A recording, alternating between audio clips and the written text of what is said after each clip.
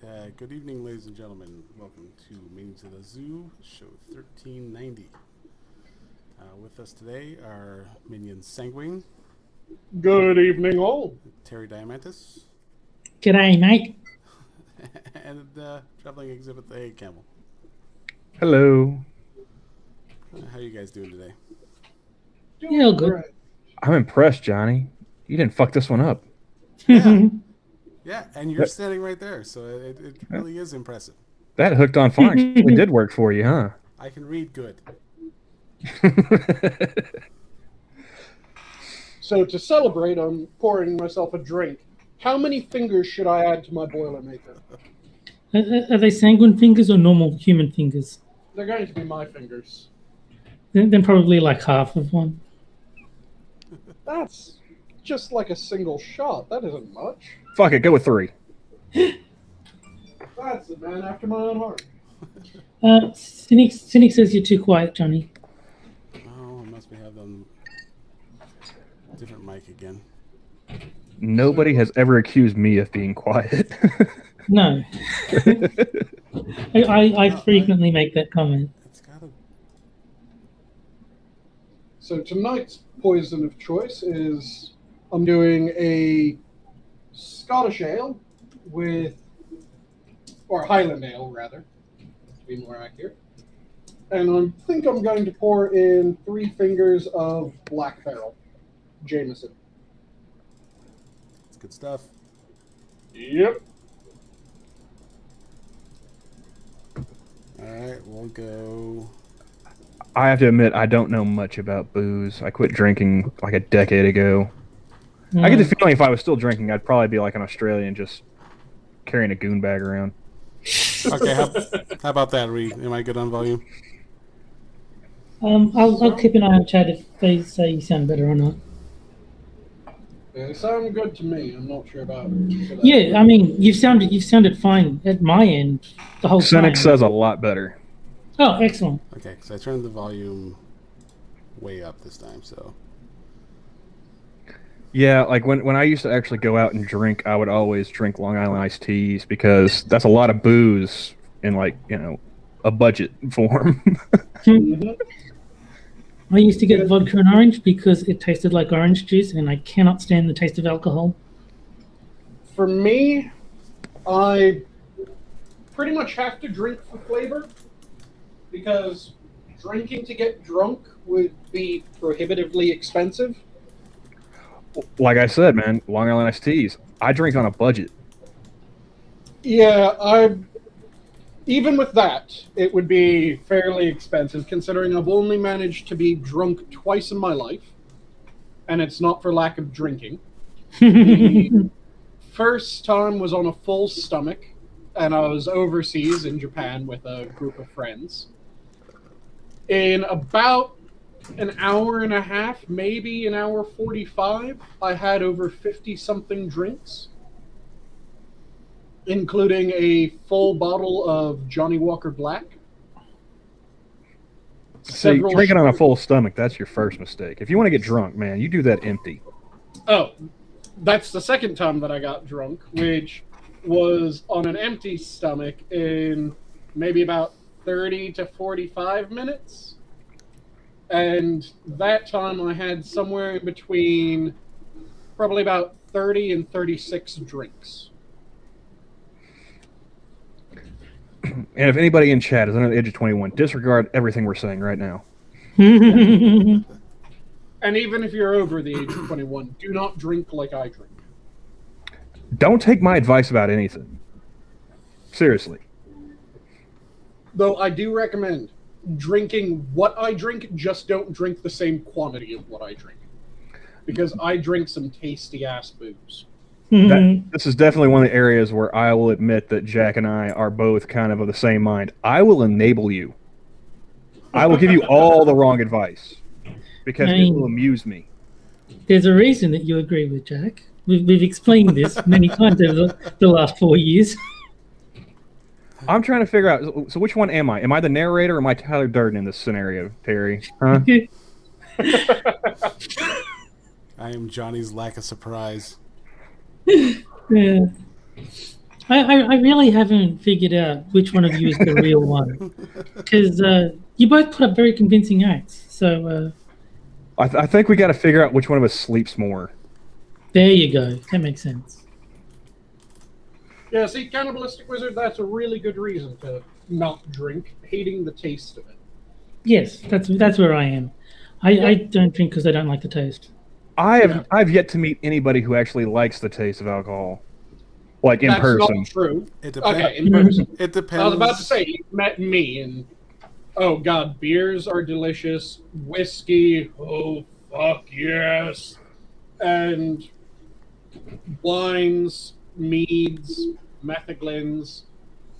All Well, that. I think we can all agree that you're just a freak of nature, Sanguine. Not my fault I'm a giant dwarf. I was born this way. I mean, there's a reason why chicks gotta get all that sugary shit. You know, like nobody likes the taste of liquor.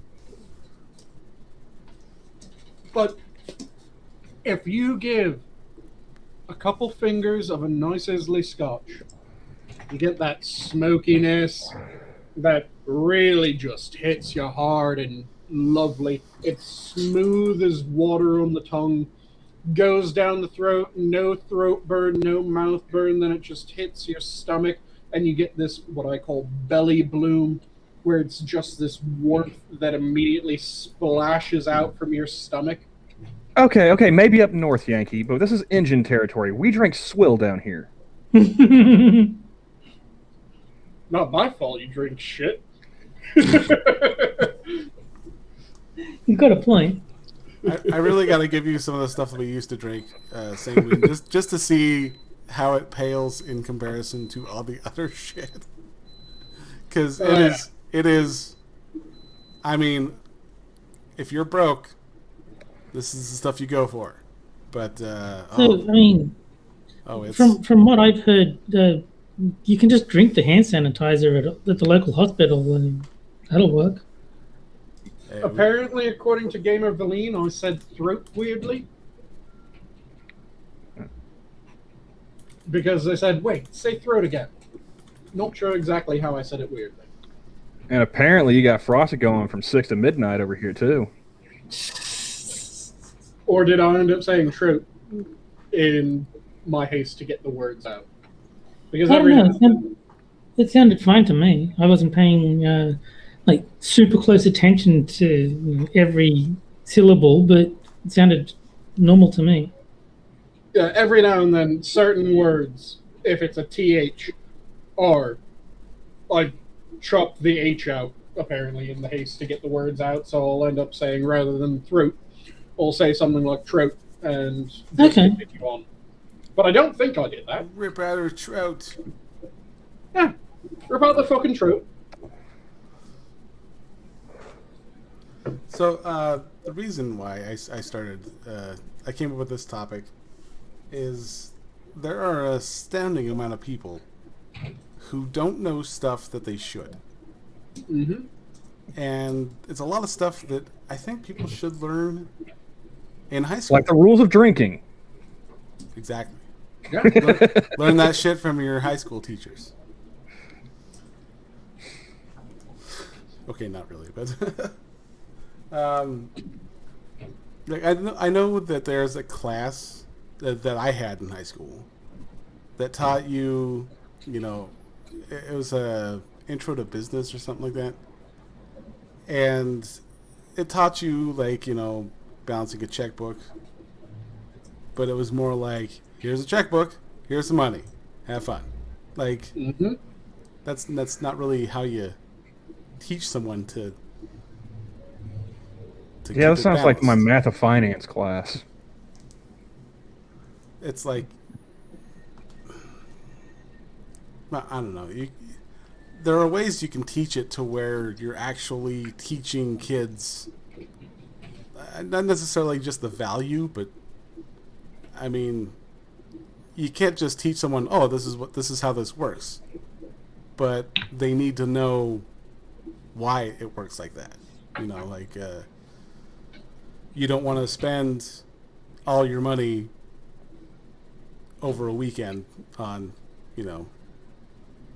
vodka and Sunny D just to, Yeah. I can make it through the weekend. It'll be fine. It'll be fine. It's just, The reason why it works is because I said so. That's all you need to tell them.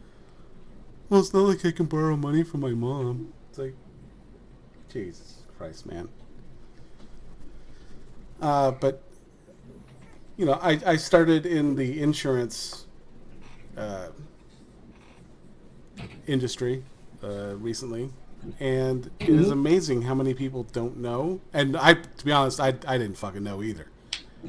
And if you're going to join a workforce, you should know, or at least find someone who does know the information that you're going to be getting yourself into. Because I remember the first time I bought insurance and then my employer offered insurance and I took it. I just went for the first one I saw on the page. And the person at my HR, like, they knew who I was. Like, I was just some single, mid-20s, reeking of alcohol every time I came into the thing. I don't have kids around me. Are you kidding me? No. So there's the high deductible, policies. Yeah. And if I'd have known like half of the stuff that most of these companies get, oh man, I definitely would have been doing my research into that kind of stuff. But yeah, there's the high deductible low rate or the low deductible high rate. Yeah. And really, it's amazing how many people just buy the low rate stuff just because, I get more in my paycheck this time, but your benefits are shit. Yeah, at least until you reach your deductible. I don't know. I'd rather have a high rate, low deductible. Just in hindsight, because the way that I recommend it and the way that I've done it is, if you are hale and hearty, then the low rate high deductible will most years pay off. If you're prone to getting sick 2-3 times a year, so you're not the person that goes in for your physical every year and that's effectively the only time that you see the doc, then you should go for the low deductible high rate, because that will actually pay off for you. If you're the type of person that just goes in for a physical every year and fuck all else, then yeah, going for the high deductible low rate will save you money in the long run. Because I don't even get physicals done. I figure if I'm dying, I'll feel it. I'm just sitting here listening to you guys speaking Greek because I've got casino insurance. I'm playing with house money. All right. Yeah. I don't go to a hospital unless I feel like death. Yeah. It's got to be worth a 2-hour drive for me to go to the hospital. Yeah, that would be the sort of situation where you would want to be the high deductible, low cost, because you don't go to the doc, so you don't want to be paying a lot every month in order to prevent paying when you go to someone that you never go to. Yeah. That's one of the few perks of being an Indian is like I didn't have to sign up for Obamacare, nothing. Mm-hmm. I saved a fortune on my insurance by figuring Switching out to Geico? exactly what. What's that? I'm sorry, I had to do it. I had to do it. I couldn't help myself. I What'd said you do? by switching to Geico. Oh, right. Okay, now I'm with you. Because we don't get those ads down here, or at least I haven't seen them. Wait, is the down here. gecko not Australian? I don't think so. Huh. Well, What is that accent then? I think the gecko is either Aussie or Kiwi. Oh, okay. Depending on which part of which, it becomes a bit of a mix where you have to kind of go, okay, are you an Aussie or are you a Kiwi? But I think the Gecko is one of those. But yeah, I'm surprised that they just don't do that ad down in... I think he's I think he's a self-loathing Brit. I understand why they don't get like Liberty Mutual commercials down there. I've only seen the Geico ads on like best commercials around the world kind of shows. I don't think I've ever seen them actually on TV. But I also haven't watched TV in like 10 years, so maybe they've started. I don't know how any American ad gets on the best of list, because me either. Like it would just be Japanese ads. Hmm. I mean, have you seen the Japanese Tommy Lee Jones Boss Coffee ads? Yeah. No. No. Oh, they're amazing. Now, in the Tommy Lee Jones Boss Coffee ads, there's a shit ton of them. One of them that I remember vividly, he laser eyes a cat.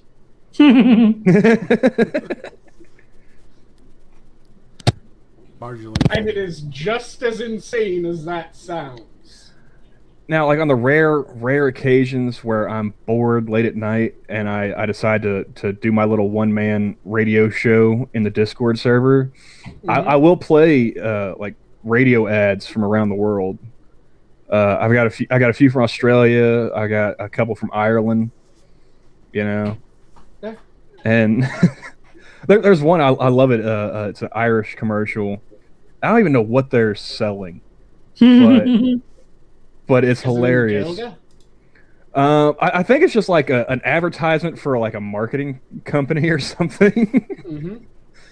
But like it's got like it was like the USS Montana. You know, it's like this is the largest ship in the Northern Fleet. You know, they're trying to get this. You know, they got a ping on their radar, and they're trying to get this object to move. You know, they think it's another ship they're on a collision course with. And, you know, he's like, you know, the captain of the ship's like, you know, this is the USS Montana. This is the largest ship in the Northern Fleet. You know, move or we will move you. And you got this Irish dude who's just been giving him hell the whole time. It's like, no, you move, you know. You turn 15 degrees north or whatever. And finally, you know, he's like, this is a lighthouse, mate. Suit yourself.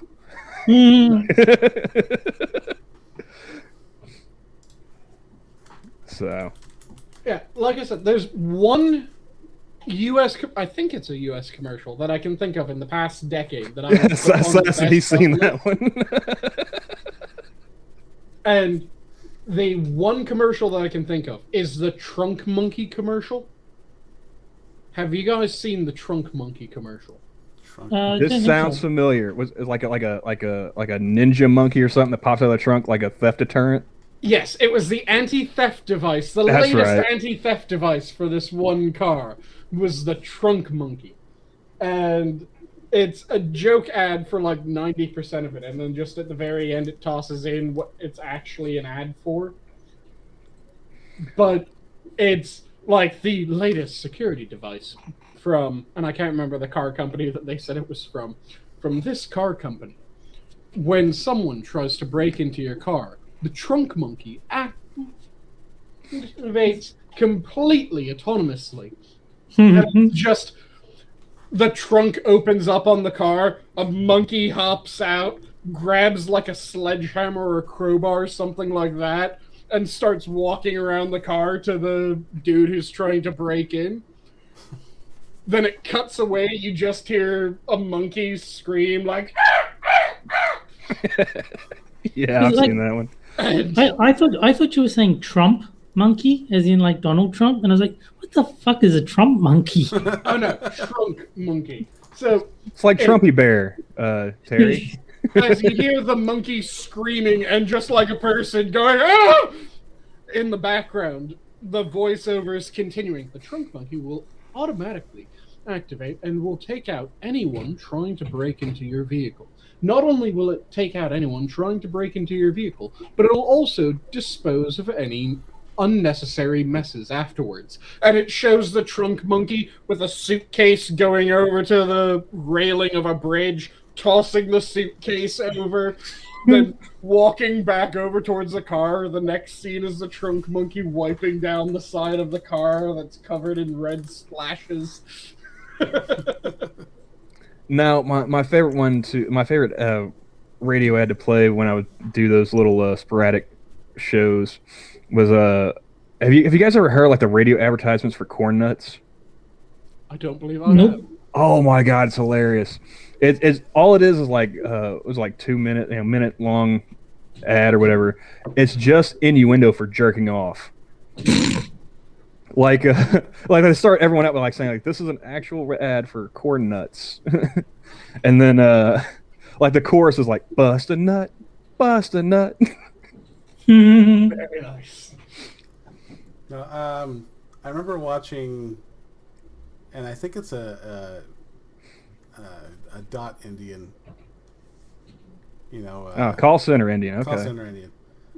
Commercial for, I think it's a dairy product, and it's just a guy. He's like, yeah, and you know, we don't like. We should get this, and it's the product to the kid's talking to his dad. Mm-hmm. And dad's like, yeah, we don't need to get that. And all of a sudden, there's this panda just standing there, just staring at him. And then all of a sudden, he like just grabs the guy's shopping cart and just flips it over, and then just kicks it, and he's like, "Go get 2, maybe 3, like." And then there's one where it's the same thing. They're at this office, and you've probably seen a GIF on it somewhere. It's the internet. This guy is offered the snack, and they go like, "No, that's fine." And Panda shows up at his desk, and then he just stares for a bit, and then just grabs the stuff and just starts breaking his keyboard over his desk and throws the computer on the floor. Mm-hmm. But like I said, I don't know how you can have a best ad compilation that would include any American ads when Japan and other countries exist. The weird shit that happens in those commercials, oh my fucking god. Like, there's a Japanese show that when I went to Japan, I saw one episode of it. And it wasn't the, like, here, recite this tongue twister, and if you fuck up, something slaps you in the balls style Japanese game show. No, this was... Oh, I've seen those. One of the more normal Japanese game shows, but it was still really fucking weird, where it was different people were being graded on their chopstick proficiency. So it was just a bunch of Japanese people were led to this unbelievably lavish meal. I mean, like a 10 fucking course meal. Amazing spread. Unbelievably delicious looking food, beautiful unagi with that Japanese barbecue sauce on rice in unagi don, and then like just amazing shit. And they got to eat for completely free. And then it would just cut back to the judges, and the judges would be critiquing them on, well, you see, at this point, their chopsticks crossed over as they went to pick this up, which means that they aren't using proper chopstick form. And I found it fucking enthralling, and it was one of the most interesting things, even though it was just these people eating an amazing meal because they were just ripping the shit out of even the most minor defect in their chopstick form. And it ended up just being like some builder ended up winning the competition. And he got a fairly decent cash payout, as well as, like I said, all of them got the meal for fucking free. I would just, if I lived in Japan, I would be hunting down the people casting for those things, and I would go, yeah, put me in the fucking no, put my name on that goddamn list. Put it on. Yeah, can I get that show Table for Two? Yeah. Yeah, there's no such thing as a normal Japanese game show. All of them are fantastically weird. That one, I would hunt down the person casting for it. I would never never go for the one where it is the tongue twister or else you get the ball slap. Because that is literally a Japanese game show. It is... You're standing over this motor that has like 5 hands attached to it. And if you say the tongue twister wrong, the hand just... your balls. Yeah, no thank you. Yeah. I don't get why anyone signs up for that show. Especially since I think that show had a lower payout than the fucking they will grade your chopstick usage show. That kind of reminds I mean, me it's of fun if you need the... the money. reminds me of a Saturday Night Live skit back in the day when they had... it was Chris Farley, and he's like on this Japanese game show, and so he starts introducing everyone in Japan. Mike Myers is playing the host. Yep. And he's introducing everyone in Japanese, and I think the first guy is Alec Baldwin, and then the second one is Janine Garofalo, and then it's Chris Farley, and he introduces Alec Baldwin, introduces them, and starts to introduce Chris Farley. He goes, I don't even know what I'm doing here. Just like, just completely oblivious as to what's going to happen. And they start asking questions to the first person. He goes, and the guy gets it wrong, and he ends up like chopping off a finger. Oh, jeez. And then one of them gets electrocuted with a car battery. That was at the end. Oh yeah. Yeah. And then I think what was the other one just like ends up cutting cutting her fingers off also. Mm-hmm. And then he's just like bullshitting Japanese words together and somehow getting it right. Yeah, the only thing that he knew how to say, if I remember it correctly, was he could say Godzilla.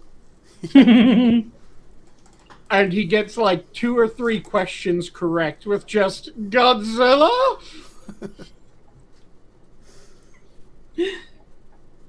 And then at the end, he's in chains, his hands above his head, his feet in a tub of water.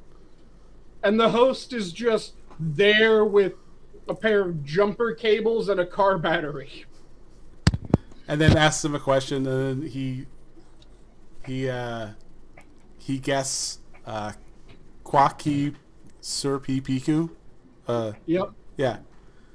And he goes, and Mike Myers is like, oh, sorry, it's Kwaki Purpi Niku, and like hooks him up to the car battery. Yep. I remember there was a Mary TV show called called... the embassy.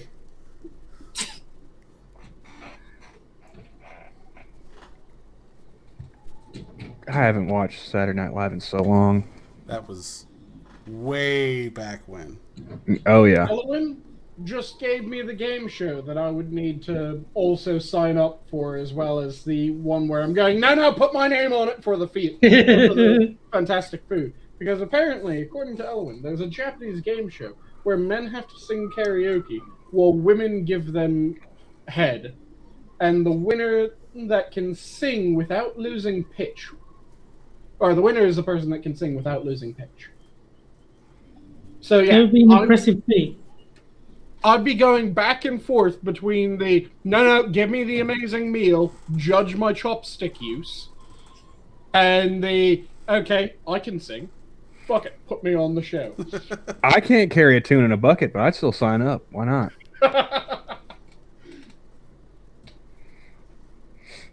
Be hilarious if like that. If that's a thing that gets me on pitch right there. Turn it into Luciano Pavarotti. Oh man, hitting notes that only dogs can hear. You know. And Adam is referencing in chat the "Take your hands off my penis," as I was just enjoying a succulent Chinese dinner, which is the best arrest video of all time. Now I gotta ask though, like if you're getting your dick sucked as part of the game, what happens if you lose? You know, I imagine if this is like some random Chinese, it's Japanese. There's got to be something messed up that happens when you lose. Quite Elwin, what? Come on, what's the downside? What's the catch? That's it. She doesn't finish. Oh well. I can completely stone face it. I have absolutely no problem just going completely blank. Now, I remember the Ninja Warrior back before Americans bastardized it. Yep. And back when you were just watching to hear about that gas station attendants rise through the ranks. Yeah. Every time he was on the show, he had a promotion. I love that guy. Yeah, it was amazing because he started as like a gas station attendant and he ended when Japanese Ninja Warrior finished. I think he had moved up to the regional manager of the gas station chain.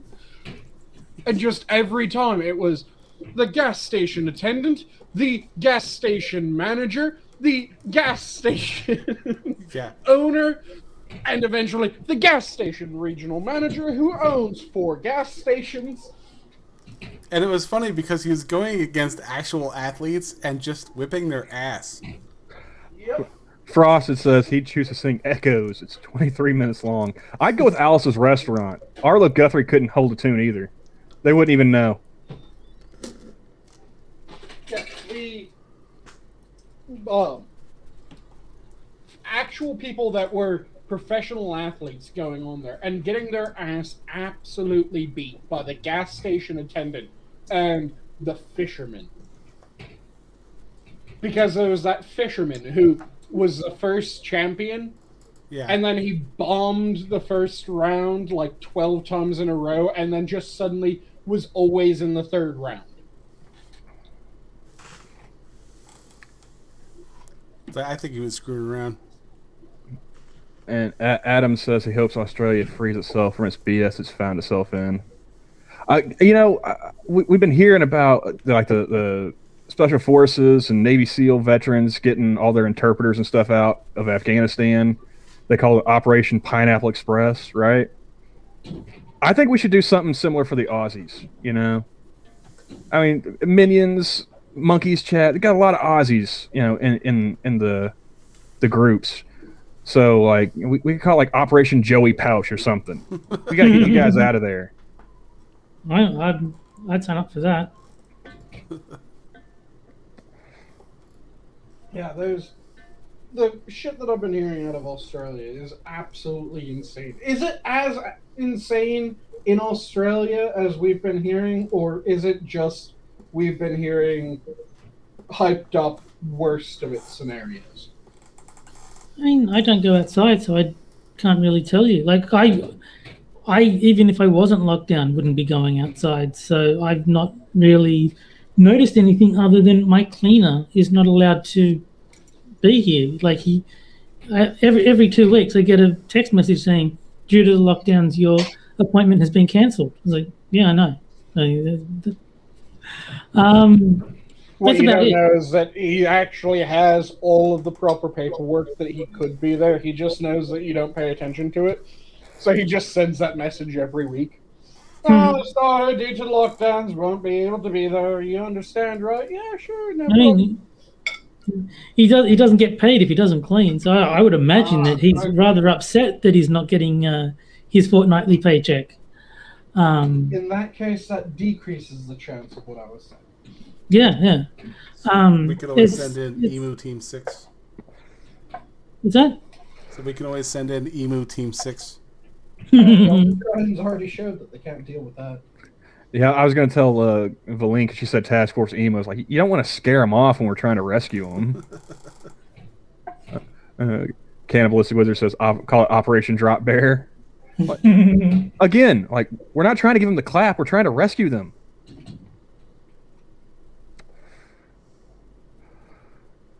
Now, I did see Travis Gardner.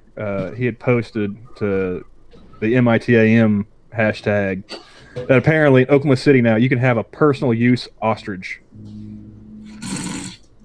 What the fuck is a personal use ostrich? I mean, you never know when shit's gonna get weird, man. You might need a battle mount at some point. Is Chank moving to Oklahoma? Is that what Oh God, no. Is? But I mean, I've been telling Terry this whole time. It's like, if we had the emu war like in Oklahoma, we would have just had giant turkey legs. Mm. Yep. I mean, we literally were farming dirt at that point. There's no way we're gonna lose a war to a bunch of retarded chickens.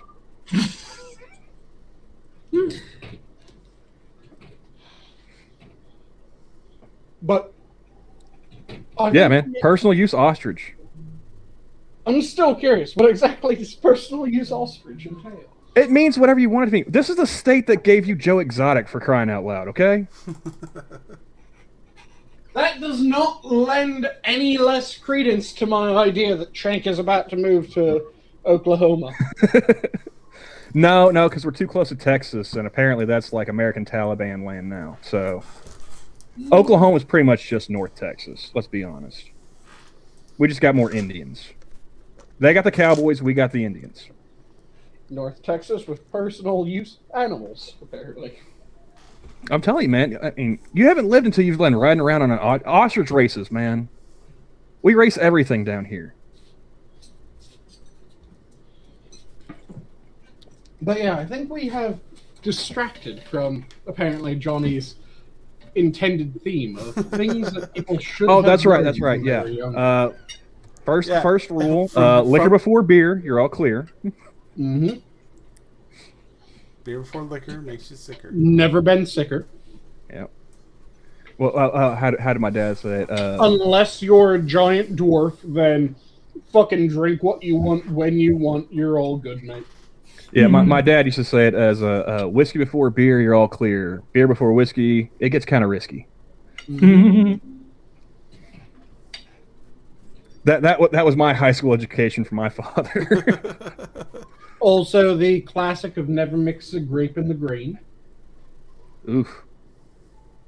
Yeah, you're just gonna be puking tie-dye at that point. And again, this is if you're a giant dwarf. I'm the only giant dwarf that I know of, but if there's another giant dwarf out there, again, feel free to just fucking ignore these rules. Or if you're genetically predisposed to alcoholism like me and Johnny, I mean, you have some wiggle room. You have some wiggle room.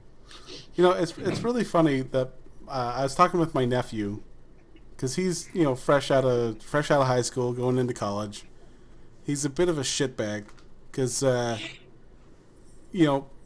my family, God bless them for trying, but they're those types that are like, if you got nothing to do, you should do this. And he's of course the type to be like, and I will never do that ever. So, and I totally get it because they do the same shit to me, and I'm just like, no, I'm not gonna fucking do it. And we were at my dad's 70th birthday party, and so everyone was tying it back. Even the kids were sneaking a few. He's 19 or 20. I can't remember which one now. So much distance between seeing him, so it's kind of, I don't remember how old he was, but I still know he's under 21. And I'd get that kid so loaded just to see the Hangover. He goes, alcohol runs my family. My dad was an alcoholic, and I'm just like, motherfucker, my dad was a police chief on a reservation. Like, and an alcoholic. So he has blood in his alcohol stream is what you're saying. Pretty much. Like, I've heard some horror stories from my eldest brother. I remember you telling me how you learned to drive, Johnny. Oh no, this is a different guy. But oh, okay. Yeah, same driving lesson. But no, he would have he'd get off work and he'd go drink with his friends. Some post shift drinks, and then he would get kind of aggressive, to say the least. A drunk cop aggressive? No. You what? don't say.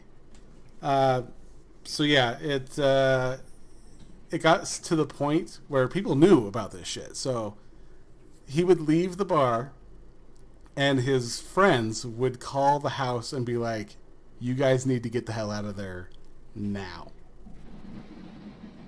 And so one night it was like, pretty late at night, and my eldest brother was telling me this, and he goes, she packs a bag for me, just throws all, like, she already had shit, like, in a bag, like, ready to go. She drops me out of our house window, and it's probably a good, I think he said it was like 15 feet. It's a 15-foot drop. And she's like halfway out the window, and then all of a sudden... You guys didn't have time to use the stairs? Not according to him. And by the time she got halfway through the window, he got in and pulled her through the window. And Jen just started Iking the like, so to speak. Mm. And so, yeah, it became just a matter of time before they ended up leaving. And yeah, it was pretty much the same story later with my mom and such. Except for my mom was a lot less tolerant because she was a bartender. Mm-hmm. So, but yeah, it's just the look on his face, like, oh yeah, I can handle it. And then me and my sister looked at each other like, bitch, you don't know shit. like we can tell you stories. You want to hear stories about alcoholism, and it's not the Hollywood everyone's having a good time that you think it is.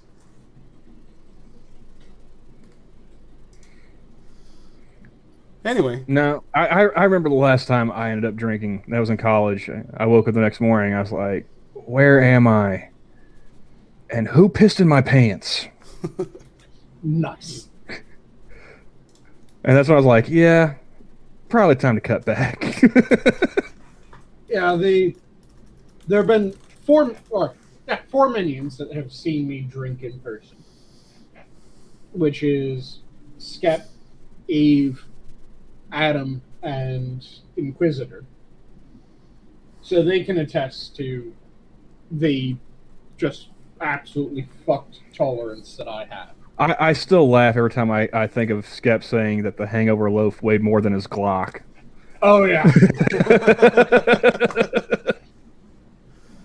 And for those who have never heard about Hangover Loaf before, the magic of Hangover Loaf, it's a bread that I make that in a standard 1 pound loaf size of bread is over a pound of smoked bacon and over a pound of smoked cheddar cheese. So in a 1 pound loaf, you have about 3 pounds of food. That it feels ridiculously dense, and probably have over 3 pounds, because even my 1 pound loaves tend to be a bit weightier than a standard 1 pound loaf. I don't know how the fuck they are, because when you cut them and you look at them, they're nice and fluffy on the inside, taste amazing, but somehow they weigh more than a pound. But it has the bacon and the cheddar cheese mixed throughout, so you hit these, depending on how I just do the cheddar cheese, sometimes I grate it in, sometimes I just cube it. If I cube it, you have these pockets of melted cheddar cheese just completely glommed onto the bread around them. If I shred it, then it's just more mixed in. But you have these bits of bacon in the bread, you have this smoky cheddar cheese in the bread, this ridiculously dense but fluffy white bread. It is everything that you need when you've had a night of drinking. Because the fats, the proteins, the salt content of the bacon and the cheese just set your body fucking right after a night of drinking, since a good chunk of what you get from hangovers is dehydration, and also your electrolytes get fucked, as well as the fats that you need get fucked by drinking. So with a slice of Hangover Loaf, it just sets you right. Which is how it got the name. Though Skep still holds to that it should be called Lambus Loaf instead of Hangover Loaf. And every time I show up someplace, I show up with my box of bread and booze. So, several different whiskeys, beers, ciders, metheglins, meads, and then that Hangover Loaf, just to make sure that everyone's feeling fine after drinking with me, because it's dangerous. See, I don't know about Johnny, but I'm fairly confident that you would drink me under the table, because, like, every Indian I've met, like, at a certain point, we just go shark-eyed, you know? Like, you just realize that, you know, like, nobody's home, and it's just on autopilot. And apparently, like, in college, I was there more than once. I've really only blacked out once.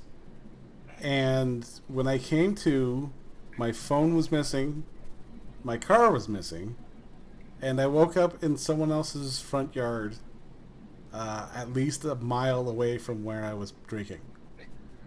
Oh, well, you know, that last night that I said I was drinking, and I woke up, said, you know, where am I and who pissed my pants?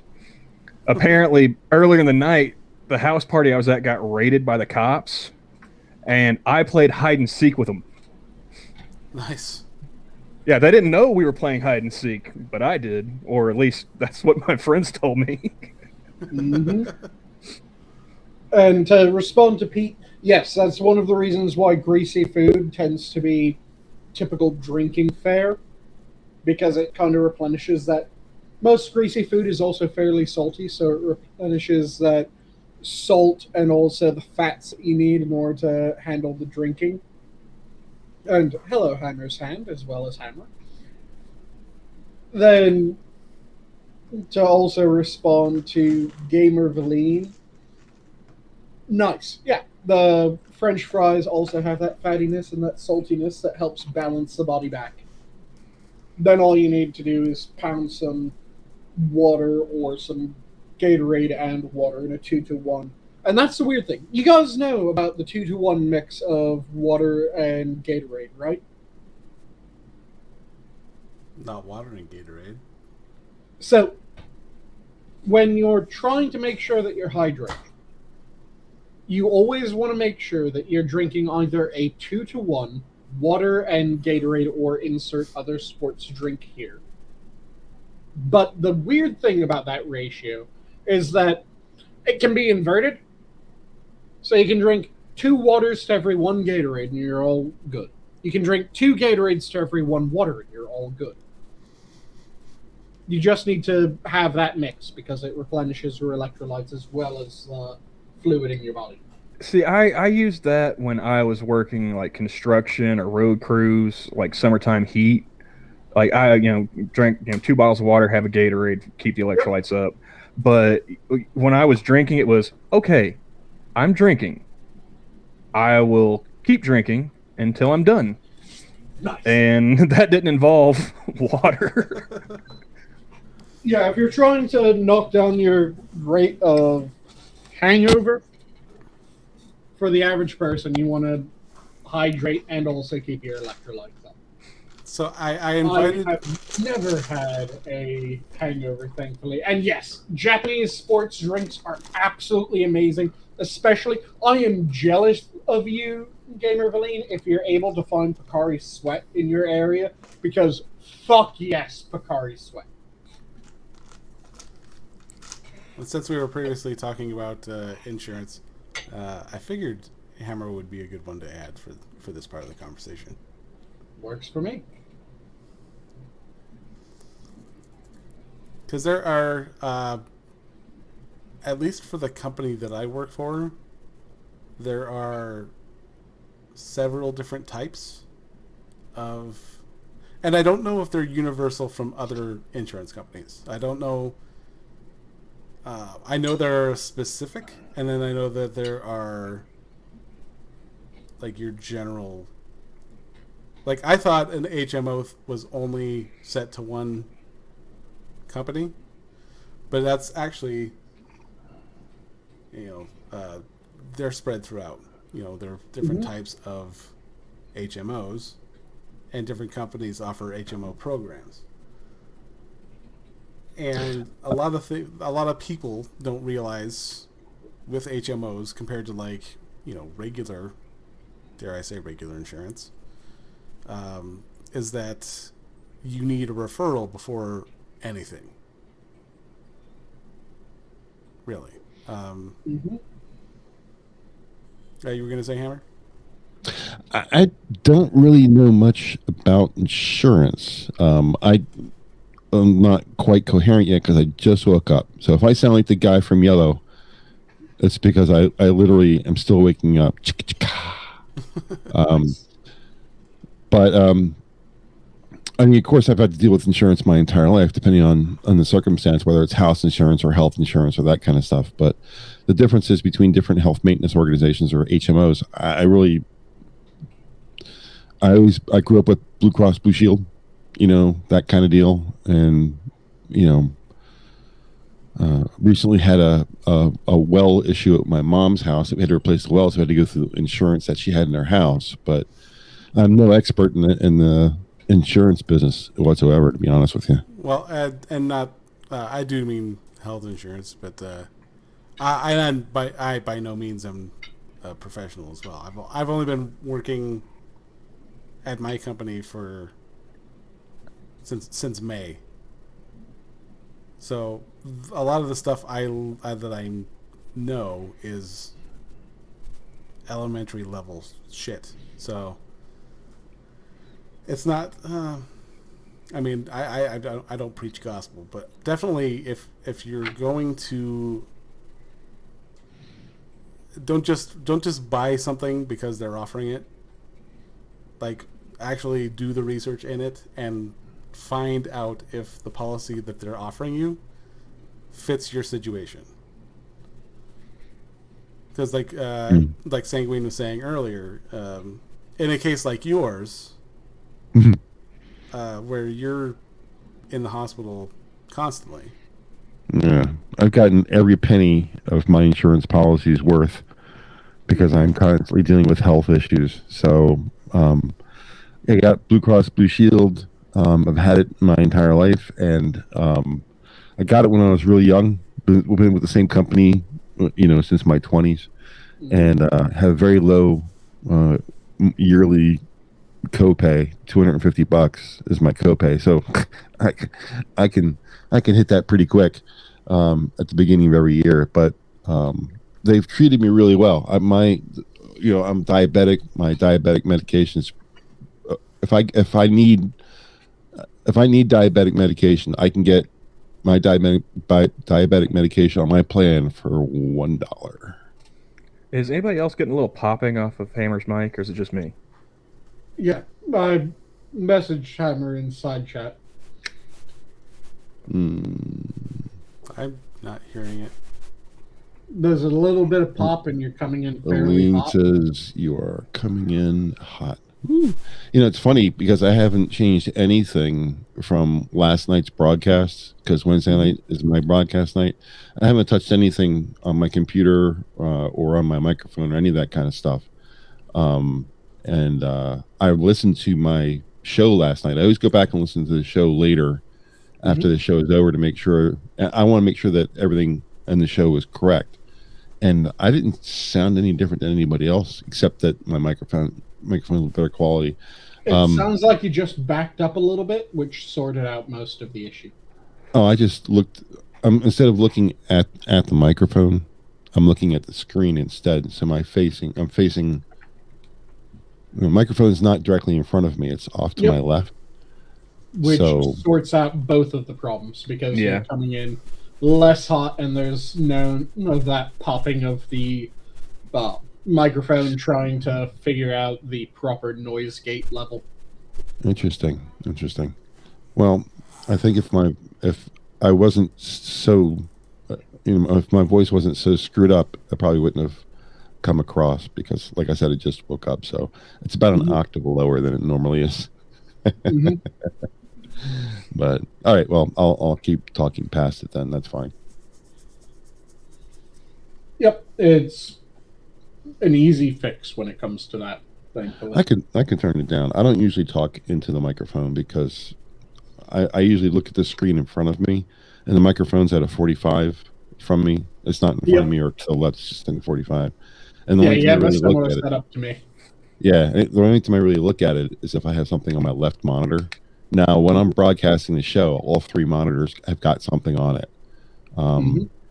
But just sitting here in it's nice to actually just sit in StreamYards, to be honest with you, and not have to deal with producing a show. Why do you think I let Johnny push all the buttons, man? So I'll keep that in mind. I could turn the microphone down too. That's another option. And Pete, Johnny is Thursdays. I am Fridays now. So, well, you got to remember he's in the future too, so it's his Friday. Yes. So, if you're talking your Friday, then Johnny is your Friday on your Saturday. If you're talking for our time zone, then our time zones rather, since now we have at least 3 representatives for different time zones in America on stream. Well, we're all in the Americas, right?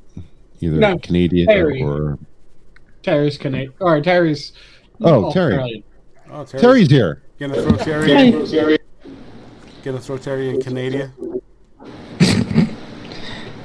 I've never been to Canada. Starting to get cold. I'm so used to fucking Canadians that I started saying Canada, and then my mind went, nope, wrong country.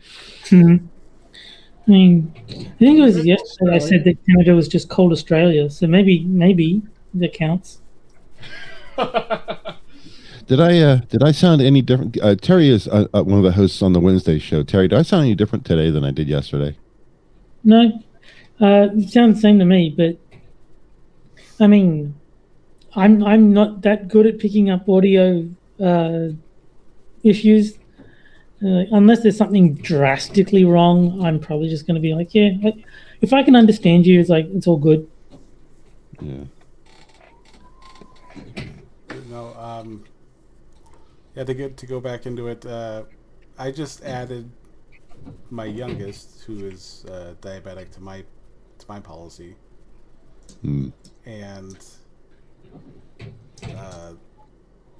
1 or 2. One. 1. Oh, that's tough, man. 1 is tough. Yeah. I'm 2. Yeah, he's at the stage where he is absolutely hating it.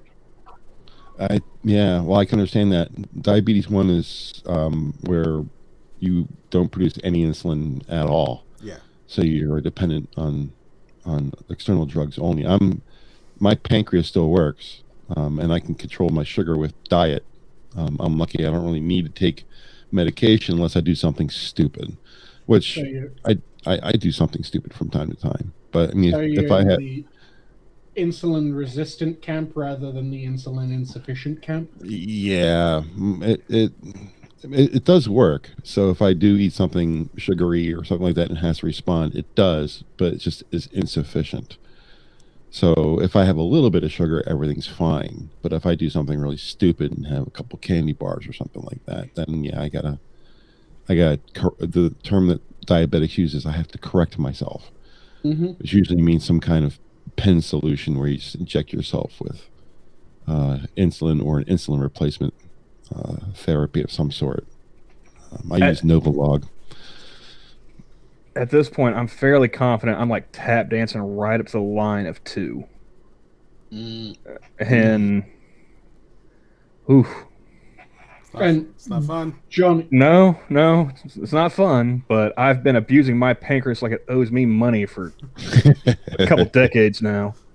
and Johnny, if your spawn is type 1, have you looked into I can't remember the name of the device. There's an implant, effectively, that is something that you have wired into your body that does an automatic glucose check of the bloodstream.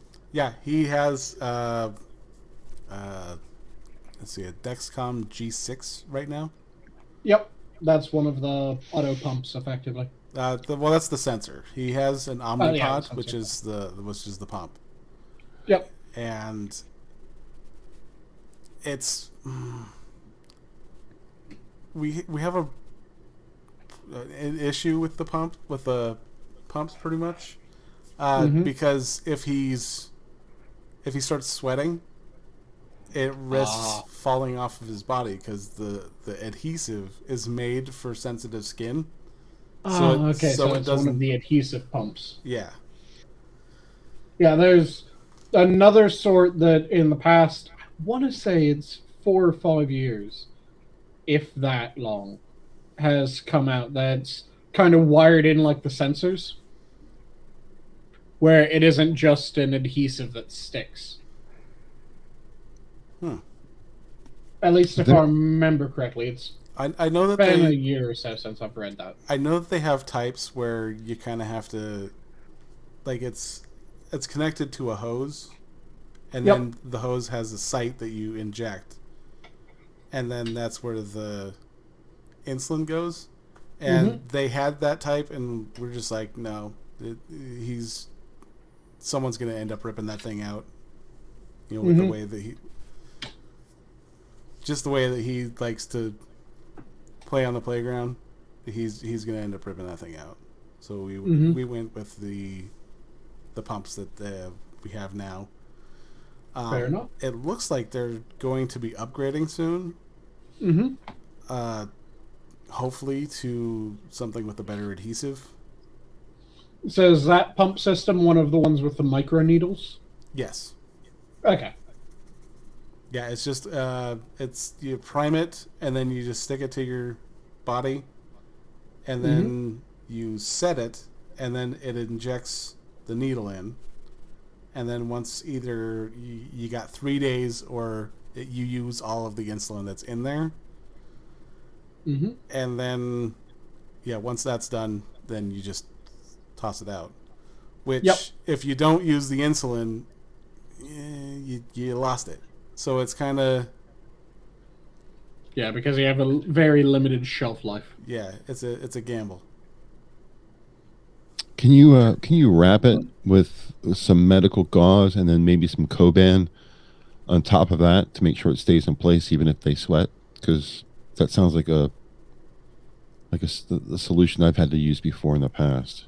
Well, his mom had this kind of like athletic tape that you stick over it. But trying to get that off of him is that stuff's like, sticking duct tape on someone. It's yeah.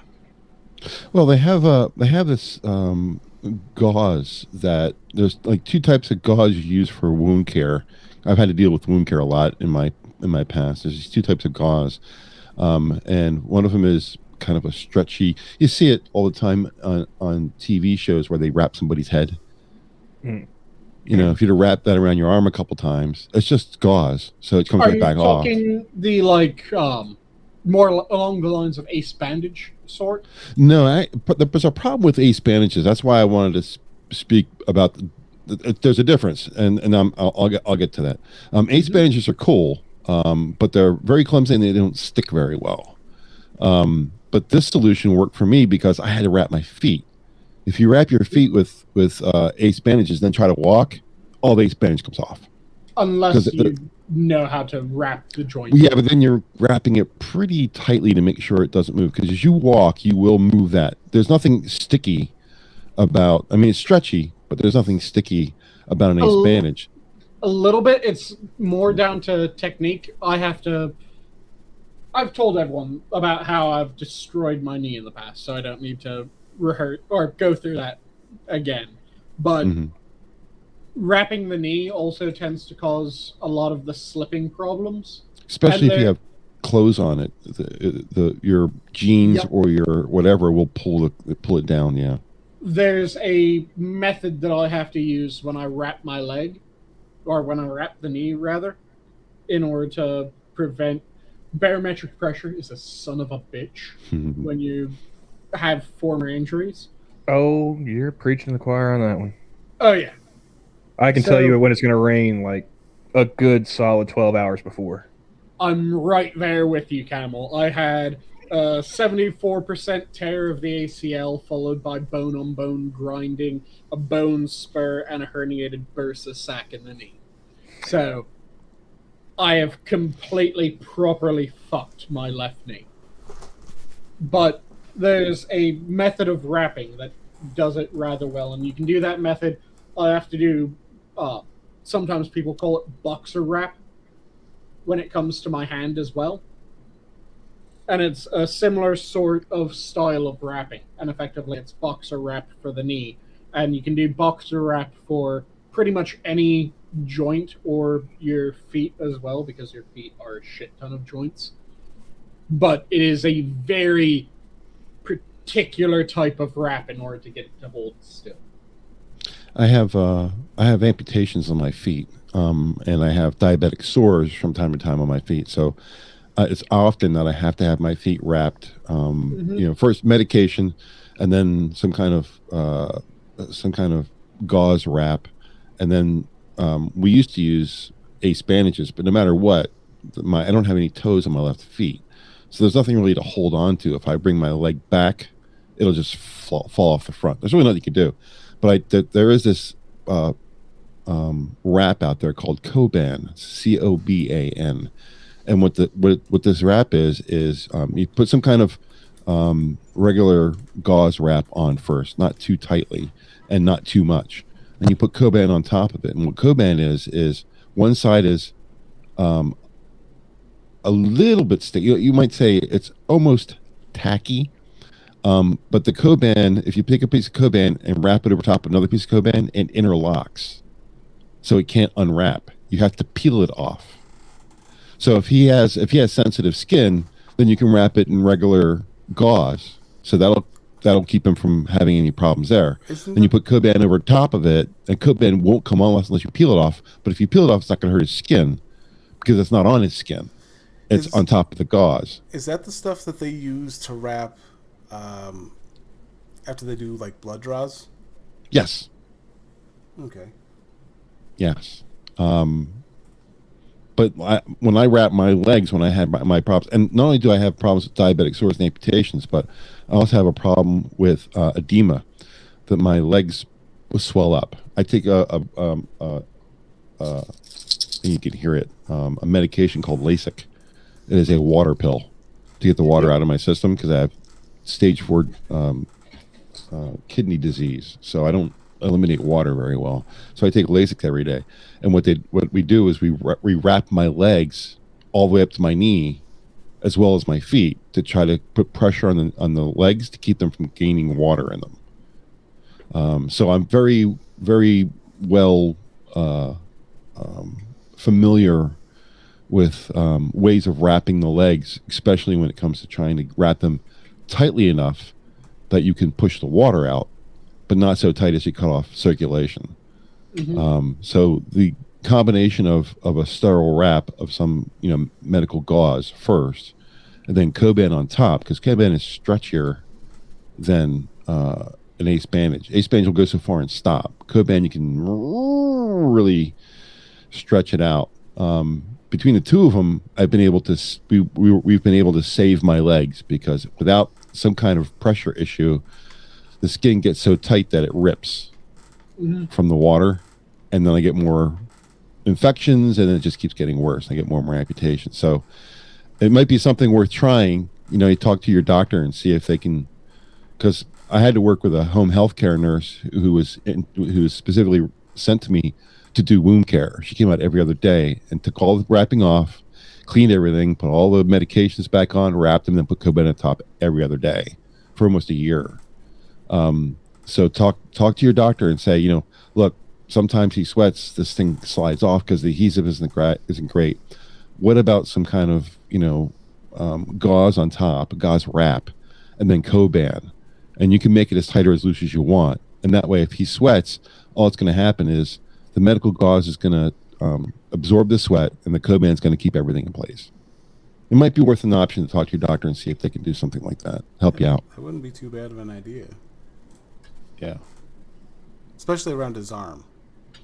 If it's on his stomach, that's a whole different ballgame. Yeah, that would be a problem.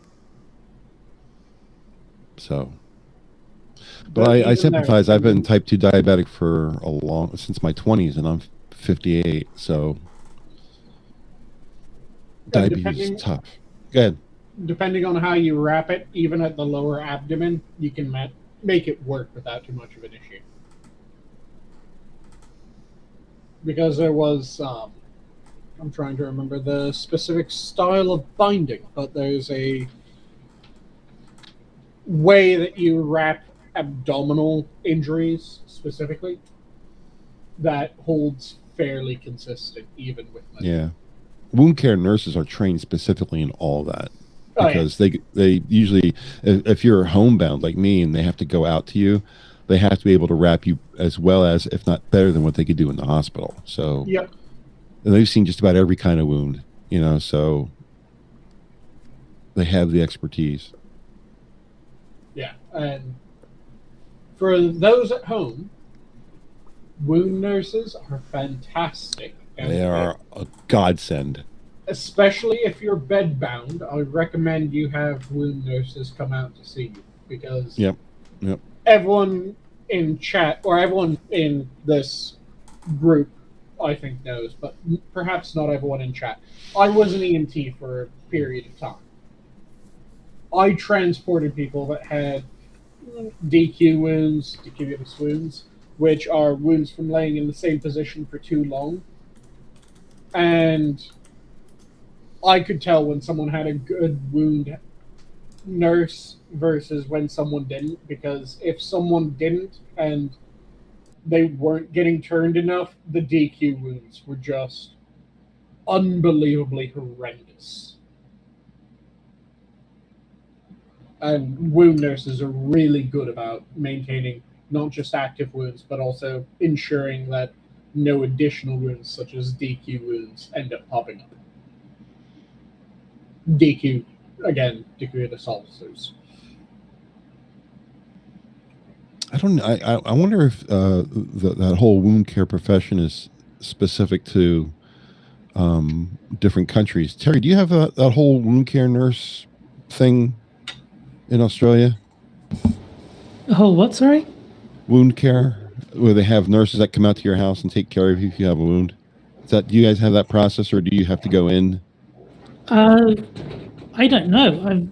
No one I know has needed such a thing, so it may exist. But my dad always went into the hospital for dialysis, so I guess whatever needed to be done, they did then. And yeah, everyone else in my family, I either don't talk to because I'm not a popular family member, or they're You're popular with this family. Yeah, I mean, you guys are great. My actual family, that is, anyone who's not my immediate family doesn't like me if they're related to me. My uncles, my aunties, my cousins, grandparents, if they were still alive. Well, my step grandparents, I should say. All branches of the family, and there's 3 of them because I have a stepfather. They all don't like me, so yeah. What did you do? Well, before he gets into that, Cynic says they do have visiting nurses, but doesn't know about specialized ones. Okay. And Healthcare- Johnny, do you have the chat that you're showing on screen on live chat or top chat? Because Keeverdam's not showing up on the chat on screen. And neither is Spud Gun. Or Spudgun, yeah. Oh, so it is.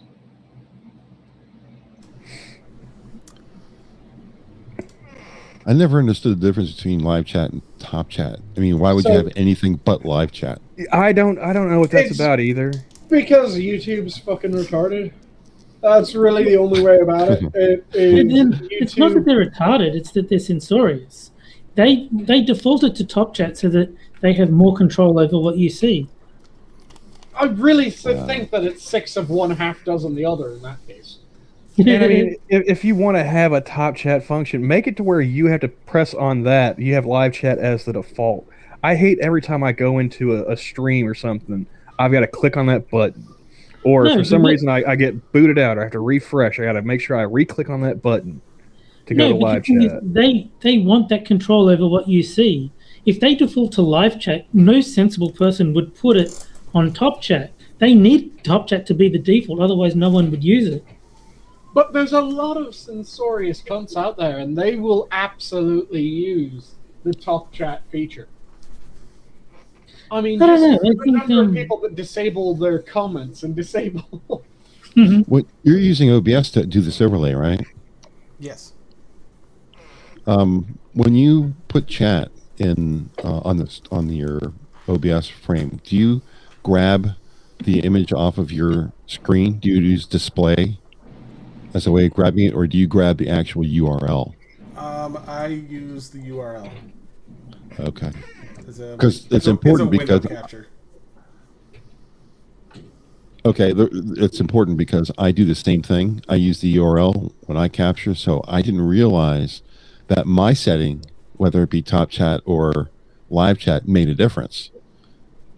No one's ever complained to me before, so I got to make sure that's another step I add to when I do my broadcast is to make sure that my chat is on live chat, so that everyone. I never noticed anybody missing from my chat before. And mine's definitely on live.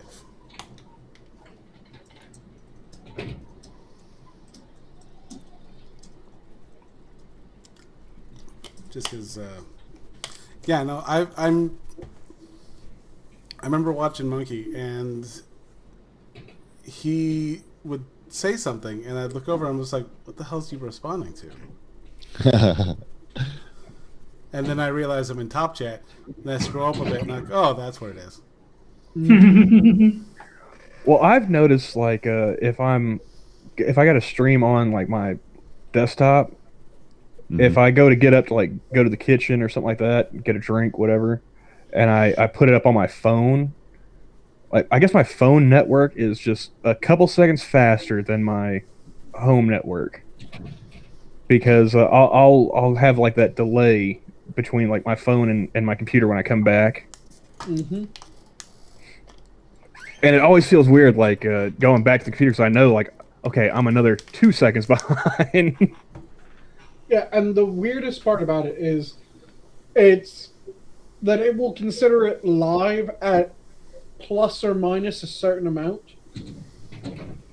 So you're gonna have one system that is running at the proper time, another system that is like -5. And it will consider them, yeah, they're still both watching live, even though the other is at -5 rather than proper timing. Johnny's doing the right thing, though. He's using OBS. And if you use OBS, the control that you have over how the stream works is so awesome. And you have total control. You don't even have to worry about the lag. See, when we're talking, people who don't really stream, when we're talking, we hear each other on StreamYards immediately. Yep. But the information is sent to OBS, and then that information is then sent to YouTube. And between StreamYards and OBS is the speed of the person's computer. Usually there's maybe like a 1 second lag between the two of them, so it's very, very quick. But once it hits your computer's ability to broadcast and YouTube's ability to resend it out to everybody's watching, it's about the 10 to 12 second delay from what people see live and what's happening in StreamYards. I'll be in StreamYards on my machine, and I'll have OBS on my right screen, and I'll have the live show on the left, so I can watch when I say something, and then a second later it shows up on OBS, and then I keep an eye on the left-hand screen and watch when it actually hits YouTube when everyone else sees it. And it's about 10 to 12 seconds. Yeah. But the great thing about OBS is OBS has total control of how the information leaves the computer. So at the end of the show, when you're talking, you don't have to worry about clicking on StreamYards to say stop stream, because you're not really broadcasting. On YouTube, the go live button, you don't have to press that either. When you're done streaming for the night, on the right hand side of OBS, there's a button that you have to use that allows you to start and stop streaming. If you use that button, that is the master control. So if I say something and I say, okay, I'm ending the stream, and I click that button, that stream ends right there. You don't have to worry about the delay. That's unimportant, because everything from your computer after that point stops. What will happen is on YouTube side, it'll start buffering. And then as you need, you can slide your mouse cursor over to the YouTube screen and say, stop broadcast. But I notice a lot of people will say, have a good night. And Monkey does it on purpose, and Satsun is they keep talking even though the stream doesn't end, because they don't use OBS to stop the stream. So they don't actually know exactly when it stops. So if you have OBS behind you doing all the work for you, it makes it, while it may complicate the broadcast a little bit, it's extra work to run OBS. You do end up with a prettier screen and much more control over the stream. So I try to push OBS as much as possible. Whatchamacallit, Quiz uses it. I use it. I didn't know Johnny uses it until tonight. Della and Johnny use it. Della uses it, yeah. So it's like I said, it's a little bit more complicated, but the things you can do. I mean, look at that background, and you have chat on the screen, all that kind of stuff. You can't do that with straight up with StreamYards. My computer, my potato is not strong enough to run OBS, and I'm a troglodyte who barely understands StreamYard. So yeah. StreamYard is awesome. I mean, I have a lot of more than respect. I really like StreamYards a lot for getting people together to talk. Because I mean, you guys, Terry, on the show, we use StreamYards, so we pull stuff out of StreamYards, and it used to be what was Google's Hangouts. platform? Hangouts, man. Hangouts was everybody used it because that's all it was available. But Hangouts was very, the sound wasn't great, and when you talked, other people would get talked over top of it. It wasn't a very good platform for sound. But StreamYards did a great job by trying to copy it a little bit. I mean, you still get the chat bubbles for volume and that kind of stuff that you used to get on Hangouts. So they did some good stuff. I did notice that the chat bubbles. Yeah, the chat bubbles aren't as big on StreamYards as they were on Hangouts. When you talk to Hangouts, they usually got really big. But StreamYards is a really great platform, and if you can, it's funny. I've heard people say that they can't run OBS, and I've never had a problem on any machine, even a laptop running OBS. Even Polly, who had a notorious potato, was able to run OBS. So I typically use Meet, but I found that do you have to pay for that? No, I thought you had to pay for Meet. Is it Google Meet, or is it Microsoft Meet, or is it Microsoft Teams? It's Google Meet. Google Meet, okay. It runs pretty much like Hangout. It probably is Hangout. It pretty much is Hangout. They just renamed it. But a lot of the times you'd have problems with like sharing audio. So yeah, that was a big no for a lot of the streams that we did. And Kel and I ran a couple tests with other chat conversations like this, and there were some that you could use. You could share audio just as easy. Like the sound was but it wouldn't let you customize your box. It was just you had your initial, and that was it. That's what she said. Well, if you can leave your name on your box, then He's gonna just roll right past that one. And Hammer, by the way, if you don't have chat open, a couple of people are trying to talk to you. Okay. Just to make sure that you saw. I will take a look. Look, I use something. I'm a big fan of StreamYards because it works really good with a program called Voicemeter. Have you guys ever heard of Voicemeter? I've heard of it. Yeah, I've not used it though. Voicemeter, I think I heard Sinatra uses it. If I'm not mistaken. Yeah. I think what Voicemeter allows me to do is when we're sitting here talking, and I can just at any point just cue up music and play it. Oh, very nice. It's really awesome. I don't know. I'll have to bring up the. I have a VLC set to play all my music, and it defaults to something other than Voicemeter. But what I could do is just take the audio device and say Voicemeter, and I can play music right over the stream while I'm talking in the background. Nice. Everybody recognizes the old Minions music. Yep. So if you get a chance, Voicemeter is cool because if you install it, it just works. You don't have to configure anything. It just works. So if you ever want to play music like intro to the show or something like that, Johnny, Voicemeter's your guy. Huh. You don't do anything. It doesn't take any resources. It just works. And you get music just like that. And coincidentally, I found a music maker on the Humble Bundle. Let me Nice. pop out. Just throw something together. Pop out chat. The thing that I really like about StreamYards is the waiting room. Mm-hmm. You know, you accidentally send out the link to the meeting, and you don't have to worry about, I don't know, like a phantom fapper appearing. Yeah, I'm going to give someone shit, but I'm not going to name them as I give them shit. So I was totally giving I Johnny don't shit. feel bad. Yeah. It was That's my back most on memorable stream that never existed.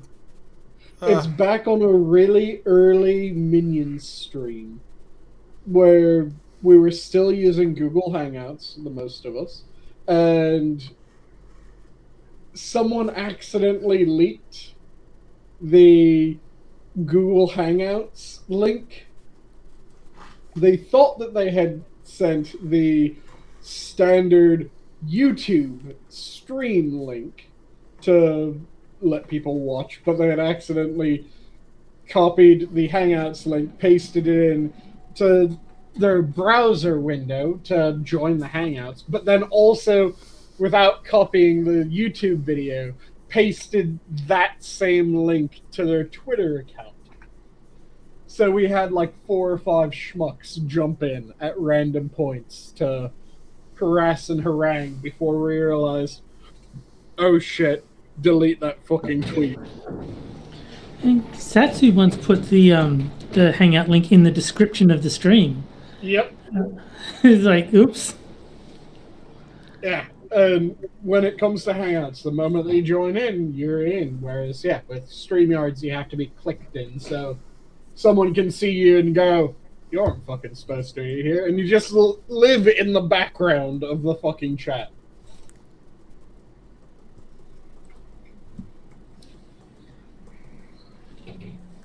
But yeah, I enjoy that feature. The other night, I was just hanging out in the Discord with Saint Fugi, and he was having some audio issues. I don't have audio issues with Discord very often, but when I do, man, that's like an all-day thing. Oh, yeah. And he was just dropping out, and he was choppy, and, you know, there was a delay. Found out later, of course, the delay was just his internet, but... Yep. So I set up a StreamYard just to hang out and chat, see if that would help with, you know, the choppiness of his audio. And we were just talking about, you know, like the Jake Paul Tyron Woodley fight, you know, because that was like the next day. Oh shit! There's been another Jake Paul fight. Last Sunday. Okay. Yeah, he not aware fought that had happened. he fought Tyron Woodley, who's Which is Who Twitter? he is a former UFC welterweight champion. and Twitter okay. and Twitter thought I should follow him. And Tyron Woodley? Tyron Woodley and Tyson Fury. Oh, Tyron Woodley's a racist. I wouldn't follow him through the front door of my own home. Tyson Fury's fucking funny. He is. He's a trip and a half. Yeah, for those who don't know who Tyson Fury is, he's the king of the travelers. Yeah, he's the former heavyweight, right? No, he is the current heavyweight champion. Oh, current heavyweight again. Okay. He became a heavyweight champion. Then he had some health issues that took him completely out of the fight. He had like depression, and he might have got addicted to the Peruvian marching powder there for a minute. Yep, and he was, I think, just about stripped of his title. He wasn't allowed to defend it. I know that much. I can't remember whether he was completely stripped or just not allowed to defend. Well, no, I don't think he was stripped because he had a belt, Deontay Wilder had a belt, and Anthony Joshua had a belt. So I think he just was effectively forbidden from defending his belt. Yeah, he was pretty much just like suspended for a while. Yeah, so he fell out. Someone else took the heavyweight title without beating him for the heavyweight title. Oh, and who was that? God. A traveler. For those who don't know travelers are Irish gypsies. Wait, he's not Irish though. I think he's English, isn't he? I think he's a pikey, which is an offshoot of the Irish gypsy. Yeah. Because the pikeys, which is technically a slur, but most pikeys don't really give a fuck. I was a little disappointed that I had a easier time understanding him than I did Brad Pitt playing a pikey. Oh yeah, because Brad Pitt played kind of a reclusive pikey rather than a pikey that has entered the modern society, which is what Tyson Fury is. Do you like Dags? Yeah. So Tyson Fury was a pikey, which is an offshoot of the Irish gypsies. An offshoot of the Irish gypsies known as travelers. Pikeys are the English cousins of that group. And yeah, I think he's a pikey. He might be a proper traveler, but I think he's a pikey. And he became a boxing heavyweight champion. I think he also did. So, is anyone here familiar with pikeys and travelers and how they handle disputes between different pikey and traveler families? Oh, you talking about the YouTube call-out videos? Those things are hilarious. And the boxing matches. So, both pikeys and travelers have a tradition of call-outs that are then followed by bare-knuckle boxing matches. So the call-out videos, if you ever are just bored out of your skull and you need a pick-me-up, look up pikey and traveler call-out videos on YouTube. They're fucking hilarious because you will just hear some son of a bitch that you can barely understand talking about how, oh, you think you're fucking hot, huh? You think you're fucking hot? Well, you come down here and I'll bust your fucking head in like it's a go. And it will just be full-on dialect. That's a pretty good accent there. Yeah, it'll be a full-on dialect.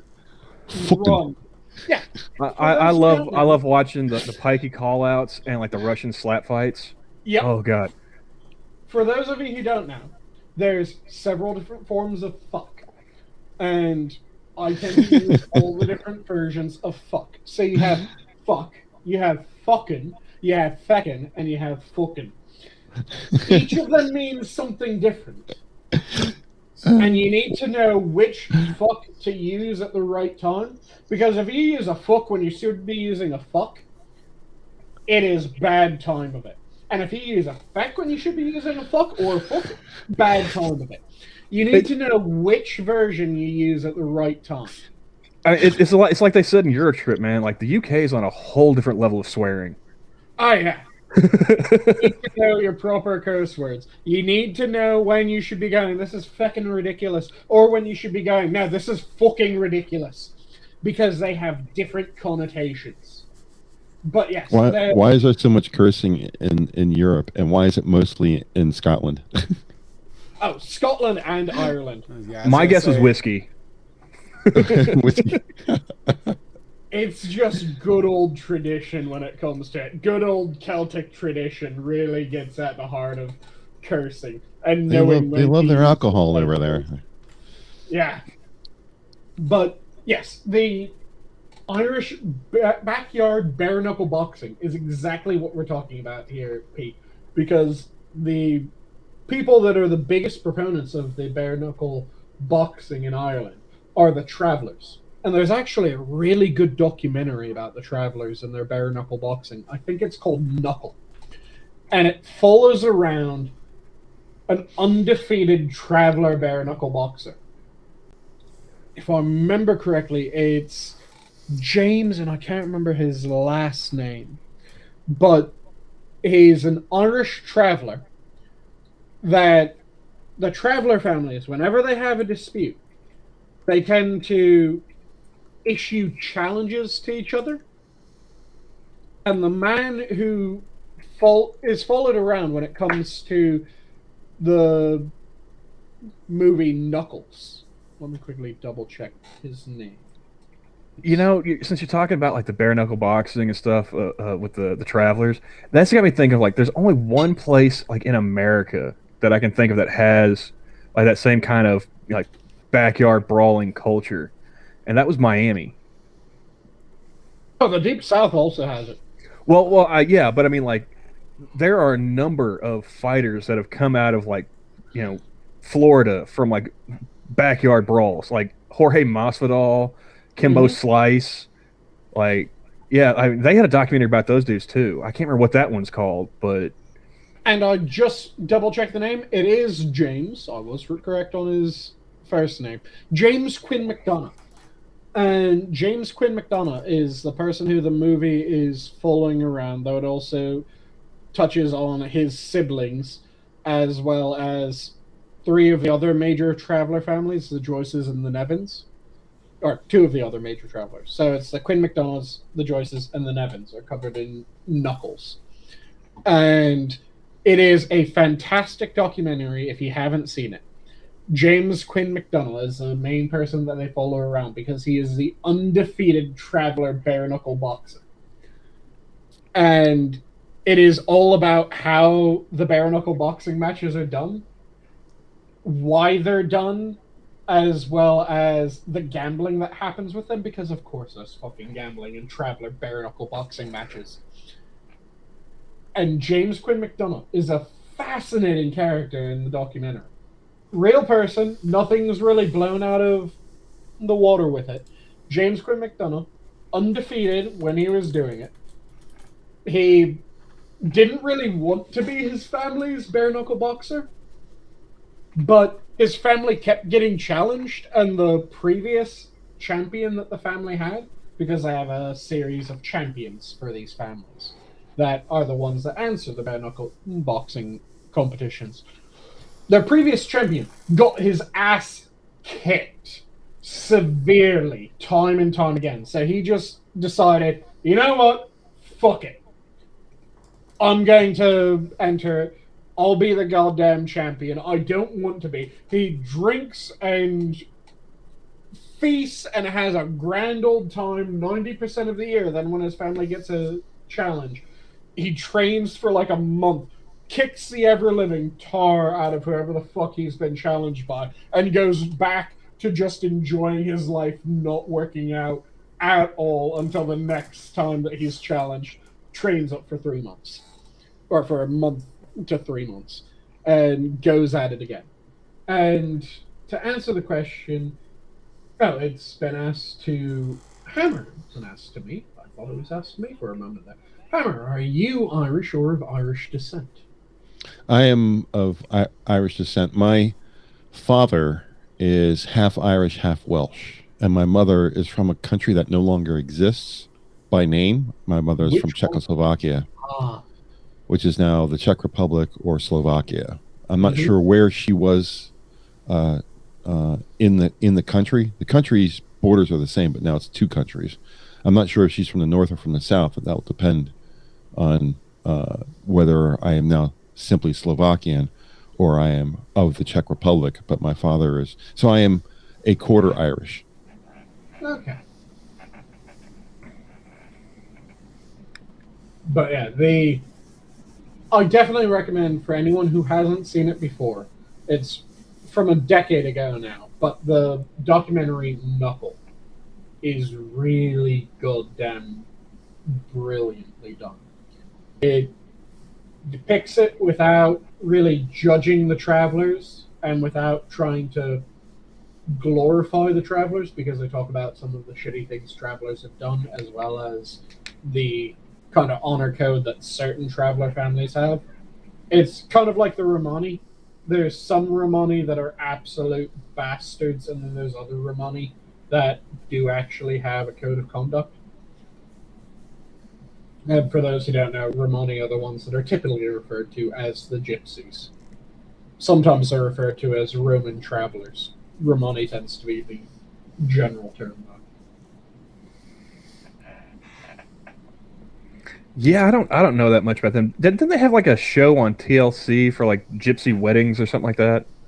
Oh, yeah, there was a show that was about gypsy and traveler weddings, and they wear some of the most absolutely fucking garish dresses that you can possibly imagine. There's actually, I think, I want to say it's 3 or 4 dressmakers in the UK that are the traveler slash gypsy slash pikey dressmakers, and they will go to just the same 3 or 4 dressmakers every time that they have a wedding. Yeah, I thought like Choctaw traditional dress was like ridiculously loud, and then I saw like gypsies. I was like, wow. Oh yeah, they have outlandish and garish dressing when it comes down to it. But yeah, I don't really know much about them. I think like all of my gypsy knowledge comes from like one episode of like Law and Order Criminal Intent, which I'm sure Johnny's probably seen. Yep. William Sadler's episode. Yep, that's the one.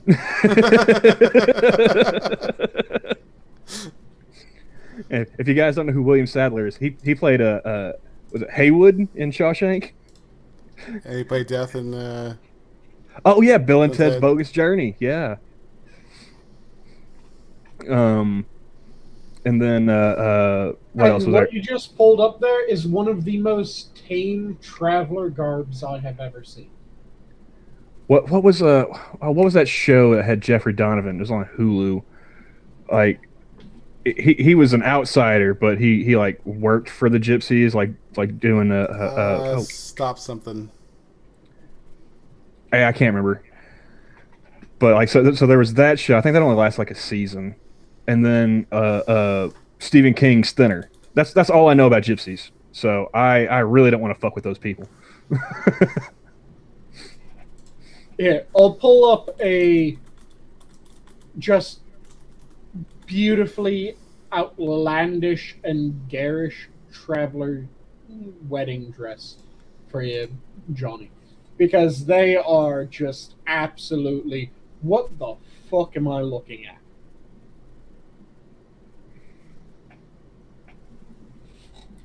Let me quickly look up that so that you get a good example of just how garish and over the top they are. In fact, I'll pull up 2 different versions of them because there tends to be 2 different versions of the traveler wedding dress.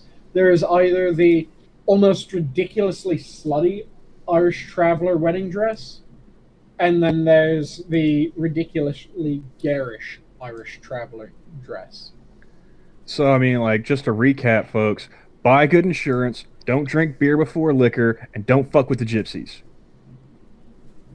Don't fuck with the gypsies unless you know what the fuck you're doing and can bare knuckle box like a motherfucker. And use fuck What's properly. Yeah, I if you know use how it to like use a the proper comma, fucks- so I think I'm all right there. But if you know how to use the proper fucks, well, the real question is, Camel, do you know when to use the right form of fuck? Shut eye is the one. yeah, that's the one. Shut eye. Yeah.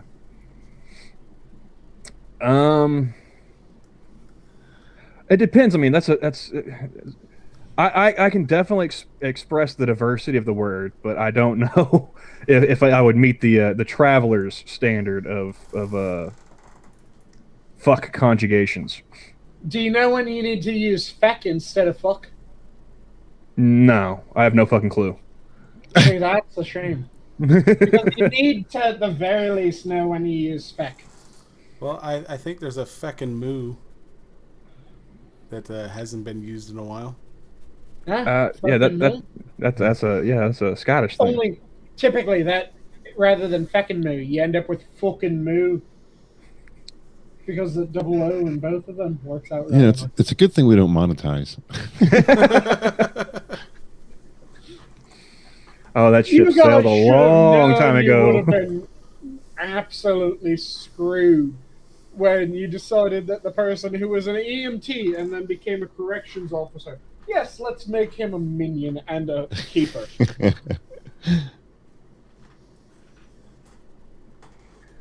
Me, I just grew up in a broken home. At one point, I thought "fuck" was my name. Nuts. Sort of like Blackadder, where Baldric thinks his first name is Sodoff. Nice.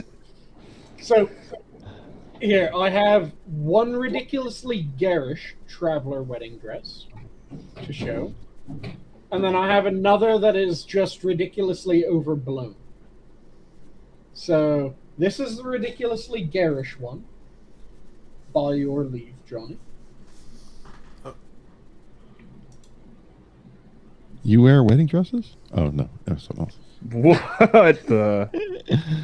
That is a traveler wedding dress. That looks very Brazilian with all the colors. Yes, it's a traveler wedding dress with a tropical theme. Ridiculously garish, as no doubt everyone can tell immediately from seeing it. So that's one of the traveler wedding dresses. And then one of the ridiculously overblown traveler wedding dresses without being just complete eye rape from the colors is this one. And this is complete with a camper van, so you know this is proper traveler. And again, I mean, that's a pretty dress. That seems very Jersey, though. Yeah, It I was does. gonna say, like, she seems very tan for somebody living in the UK. That could be Snooki. You're Oh, right. no. The thing is that travelers will just paint their skin to be Jersey brown. Or rather, not Jersey brown, Joyzy Orange. Joyzy orange. Because as anyone that has been to Jersey knows, there's a difference. You have Jersey, and then you have Joyzy. And if you end up in Joyzy, that's when you end up with the schnookies and the bitches that look like this one. But I mean, compared to that first one, like that first girl looked like her groom lost a bet or a fight or something, because I can't imagine a chick choosing that willingly. This dress is pretty enough. I mean, it's at the bottom is entirely way too floofy, but it's a pretty dress. Yeah, like I said, they either end up with the ridiculously garish to the point where it almost makes your eyes hurt, or they end up with the just completely done over, where you're going, okay, what the fuck's up with that bottom? Why the hell is it like 5 times the size of you? Yeah, does she have an armband on? Yeah, it looks like it. Yeah. Then there's another one. That's probably how her husband's supposed to chain her to the caravan. Oh. There's another style of Irish dress that Irish travelers, not just Irish travelers that I need to find, which is the slutty wedding dress. I like that one. I haven't seen it yet, but I like the way it sounds. Yeah, I need to find a good example of the slutty Irish traveler wedding dress. You had Hammer at slutty. Yes, absolutely. He had me by the time he got to the U in slutty. So. She have a tiara on? Is that her head's cut off? Oh yeah, that one has a tiara on. Wow. Like I said, they just go completely to the goddamn nines when it comes to this. She's pretty enough. Nice, lot of hair. I mean, I reserve judgment until she's passed the rain barrel test, but Other than What's the that, yeah. rainbow? Oh, that's something that I learned from my grandfather before he passed away. He said back in his day, when you go to take a girl out, the first thing you do was you dunk her head in a rain barrel, and if she was still pretty when she came back out, then you go on with the date. Yeah, makeup. Don't get me wrong.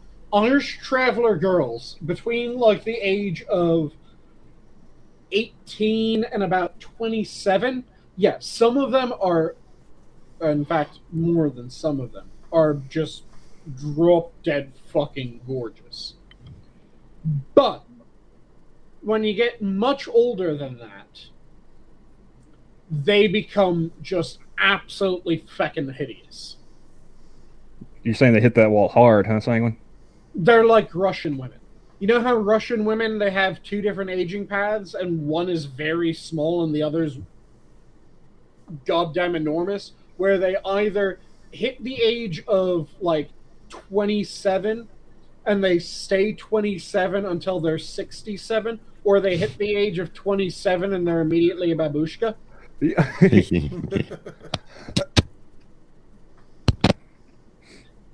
Irish travelers have much the same. So, well, I imagine it's all the fist fights and whiskey. I found an example of the ridiculously slutty Irish traveler wedding dresses. Well, don't leave us in suspense. Oh, I'm not. I'm doing this while I'm clicking over to show you the Irish traveler slutty wedding dress. I like it. Yeah. These are the three styles of Irish traveler wedding dress. I'm seeing too many rolls for a two-piece wedding dress on this picture. Oh, she's bent over too. It's not a good angle. Or they have the ridiculously garish. They have the just overdone to all hell. And then they have the I'm going to wear a mini skirt and a tube top. Those two dresses are kind of the same as far as their presentation. The huge tiara, the floofy black hair, the lot of fluff behind her. She got she just put all the floof behind her instead of like so that she can show her legs. Yeah, when it comes to traveler dresses, you always have, or you almost always have a tiara. You almost always have a massive bustle/train on the dress. I'm willing to bet you that this one becomes the babushka way faster than the the first one you showed us. Oh yeah, this one's probably going to become the Russian Grand, or the Irish Grand rather. This is gonna be the one that like puts that curse on you from Thinner. When the dress is so short, you can't hide the garter. Yep. When the dress is so short, you can't hide her penis. These are the three styles of Irish traveler dresses. And you kind of get the same when it comes to Jersey, because Jersey you get kind of the same lot, only they're settled rather than migratory. As you do with the Romani and the travelers and whatever other term you want to use for this sort of group. Where they have the ridiculously overdone and they go slutty, just overblown, or unbelievably garish. And you see that even with the prom dresses as well when you're talking about certain groups. I mean, you know, with the other one, I could see her wearing white, but this chick looks like she's seen one up close already. You know, I don't know about the white on this chick. Going for one up close is rather generous here, I think. I was, you know, I was being nice. I mean, you're getting married in a mini skirt. You're pretty much asking the entire bridal party to eye bang you on the way down the aisle. Oh yeah, I'm gonna have to agree with Pete. That looks more like cosplay than a wedding dress. Oh yeah. Like I said, when it comes to Irish traveler wedding dresses and Irish traveler formal dresses, there's only a handful of different tailors that are the go-tos when it comes to the travelers. I mean, I guess I want to be generous. I would just say she looks like she's buying that dress in installments. You know. And Cannibalistic Wizard says, I bet all but the cameraman has banged that one. And even odds, man. Even odds. Yeah. Probably the cameraman, too. Oh, I mean, somebody's got to film the consummation. Someone has to pay those installments, right? But yeah, the Travelers, just like the Romani or the Gypsies, if you prefer. Though, again, Gypsies is one of those words that's technically a slur, and some people get really bent out of shape about it. Isn't that where the phrase "I got gypped" comes from? Oh yeah, it is. It's kind of like there's potentially two different origins for the word jerry-rigged. One of them is not that reliable. The other one's far more reliable. So the one that isn't very reliable is it's thought to come from a slang term for Germans. Oh, Jerry, yeah. Yeah. I've heard that term for German. That was like World War I slang, wasn't it? Yeah, World War II. It was World War II. World War I and World War II slang. Yeah, well, Yeah, because the British were Tommies, the Germans were Jerrys. Yep. And shit, what were the Americans called? Winners. Were we just Yanks the whole time, or what? We were called the winners. Joes. Joe's. Oh, that's right, Joe's. There you go. Yeah, that's where G.I. Joe comes from. Yeah, my dad was in World War II. I've heard him mention around the house that term before. He's a huge bigot. Well, I still they still use Joes today in the Army and stuff. Apparently, I was listening to I was listening to a guy that was a Ranger and then went on to be in Delta doing an interview last Friday, and he was talking about going from like one base to the other and like how you had way less Joes around in like Fort Bragg. Yep. But apparently that's a change, and he's like the Joes have been creeping in. And then one of the other potential origins for jerry-rigged, the one that I would say has more credence than the German one, because the Germans aren't exactly known for just bodging shit together and having to do with it. In fact, if anything, they're known for ridiculously over-engineering shit.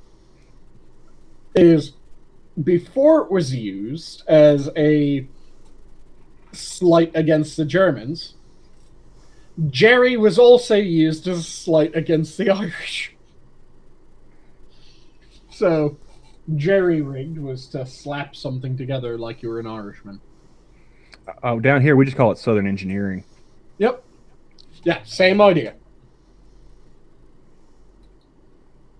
But that's the politically correct term. I'm not going to use the other one.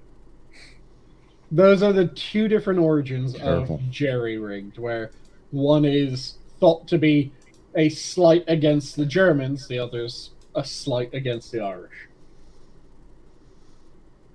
Cynic says we call it bush mechanics. That's a good one. Yeah. Yep. Might it be also a slight against the Seinfelds? Nice. But yeah, it's been replaced in large part due to the more modern term of MacGyver,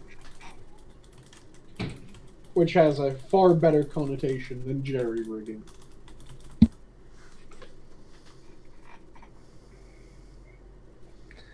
Yeah, I remember my one shining moment when it came to Southern engineering is came back from a high school debate trip, and one of my friends, I guess she had upset a female classmate, and we get back from the trip to the school parking lot, and somebody had kicked her muffler like loose, so it was just like laying on the ground. Oh, and she's like, "Oh man, how am I supposed to drive home with this? I can't fix this." And she had like a uniform for one of her other extracurriculars in the back of her car, and she had a wire hanger. I was like, light bulb. Nice. I was like, "Here, let me see that." And so I just, like undid the hanger, straightened it all out, and then just twisted it around to hold up the muffler to the frame. She's like, how did you think to do that? I was like, I don't know. That's Just seemed like a good idea. Yeah, that's actually how they're built anyway. If you look underneath there, that's exactly how they're hung, quote unquote, from the frame anyway. It's basically something a little bit thicker than a wire hanger wraps around the pipe. So it's basically the same thing. It's smart to be able to pick up on that. See, I watched MacGyver reruns as a kid. That's where I'm.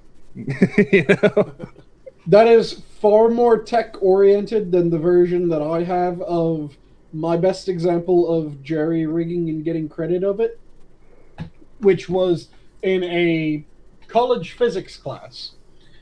The college professor decided that he would have a competition, and whoever finished the competition fastest would get extra credit. So he split us up into groups, and it was who could bridge a circuit the fastest.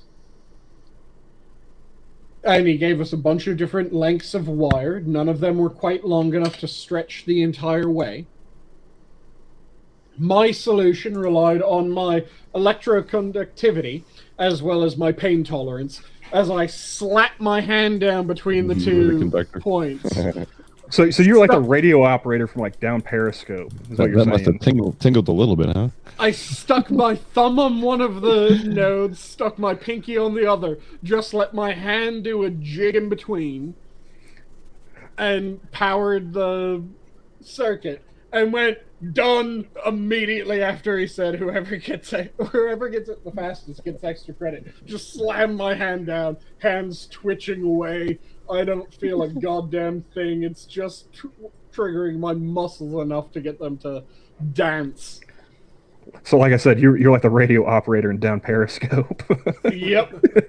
Just boom, done. I haven't seen that movie in so long. I have to go back and watch that one of these days.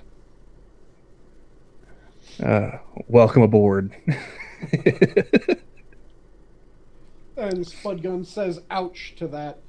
No, Spudgun, you have to understand. I have almost entirely, I say almost entirely, for a while it was entirely. I've noticed that it is no longer entirely.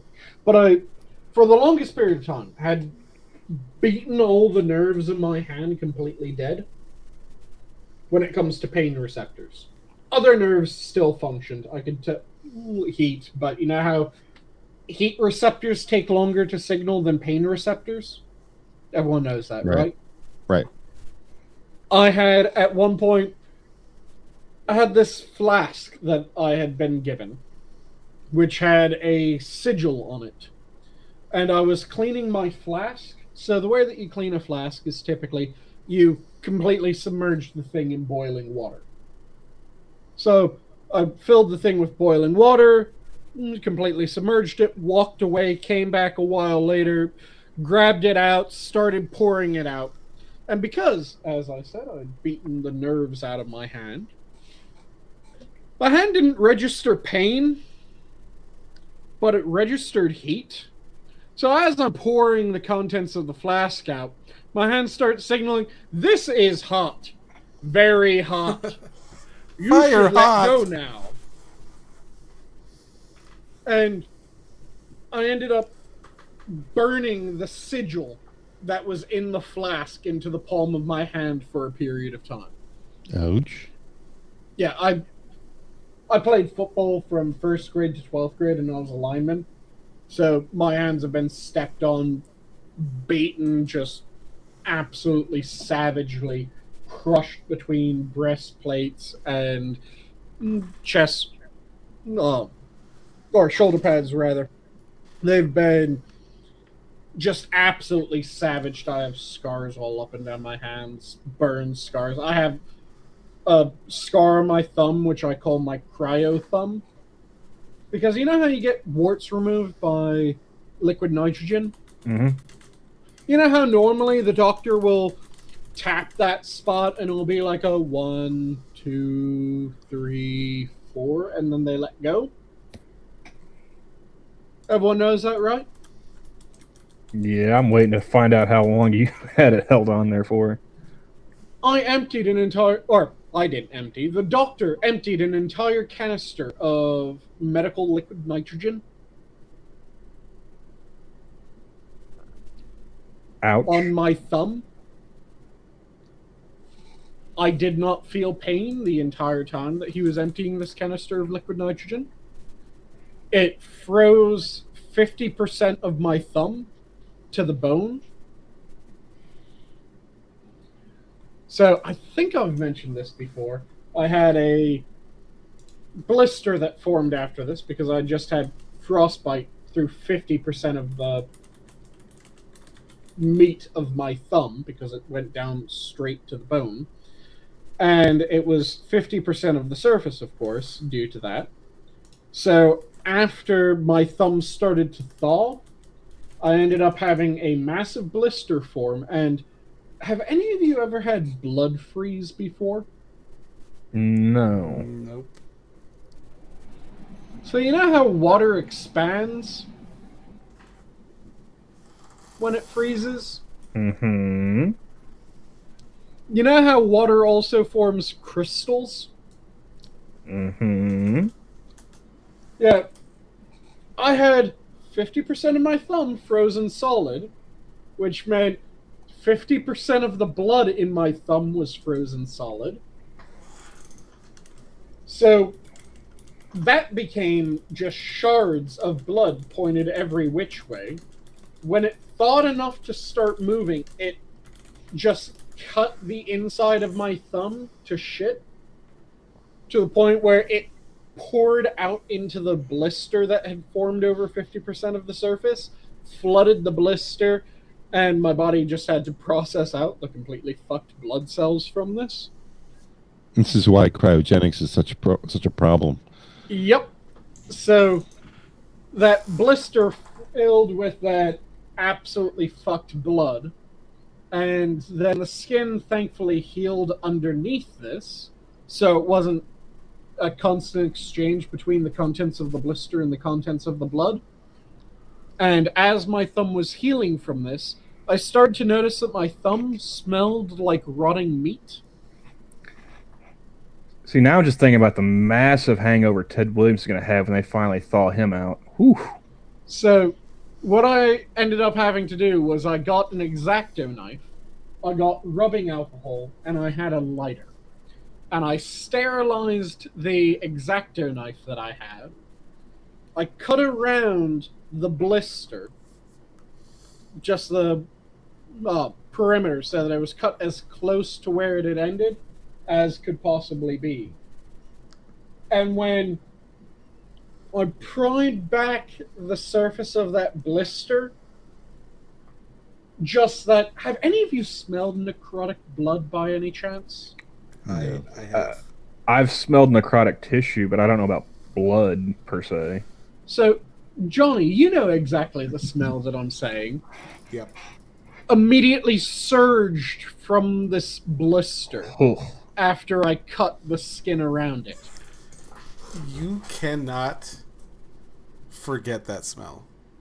So, I had to completely remove that blister. I was in 8th grade at the time that this happened. I removed the blister, and then I had to scrub clean the fresh pink skin underneath of the necrotic, rotted blood that had formed in the blister, or that had filled the blister, rather, until this fresh pink skin was all clean, because I was worried that I would end up blood poisoning myself from this. And how old were you when this happened again? Like I said, I was in 8th grade, so let's see, I was 13. 23. I was gonna say, like, in 8th grade, I'm not like sitting there with an X-Acto knife cutting into frozen tissue. No. I'm a Spurg. Do not underestimate the abilities of Spurgs. So yeah, I scrubbed it clean to make sure I didn't get blood poisoning. Then doused the area in rubbing alcohol to make sure that it was just as spotless as it could possibly fucking be. But yeah, for that Great. time, it was... Cantless Wizard says, back in 1789. It was rotting blood and just unbelievable pungent smell that you will not forget if you ever smell it. And then someone used that to make the show MASH. I've smelled like burnt flesh. I've smelled some, I've smelled necrotic flesh. I've not Burnt not flesh blood. is sweet barbecue. I mean, compared to the necrotic tissue that I've smelled, okay, sure, but necrotic blood, ugh. Wait, when you're talking necrotic, or when you're talking burnt flesh, was it the portion of burnt flesh where you get that burnt hair smell as well, or was it just the sweet barbecue smell? It was the hair and flesh combined, Okay. so that like really That is a horrendous pungent, smell. yeah, that pungent hair smell with the sickly sweet kind of flesh cooking, like. Yep. Yeah, for people that have never worked EMS, have never worked firefighting, there's a reason why most firefighters won't eat sweet barbecue. And it's because that's the smell of people. I was just clumsy. Ah, okay. So it's your own sweet barbecue rather than Yeah. someone else's. Yeah, I know what long pig smells like. Yep.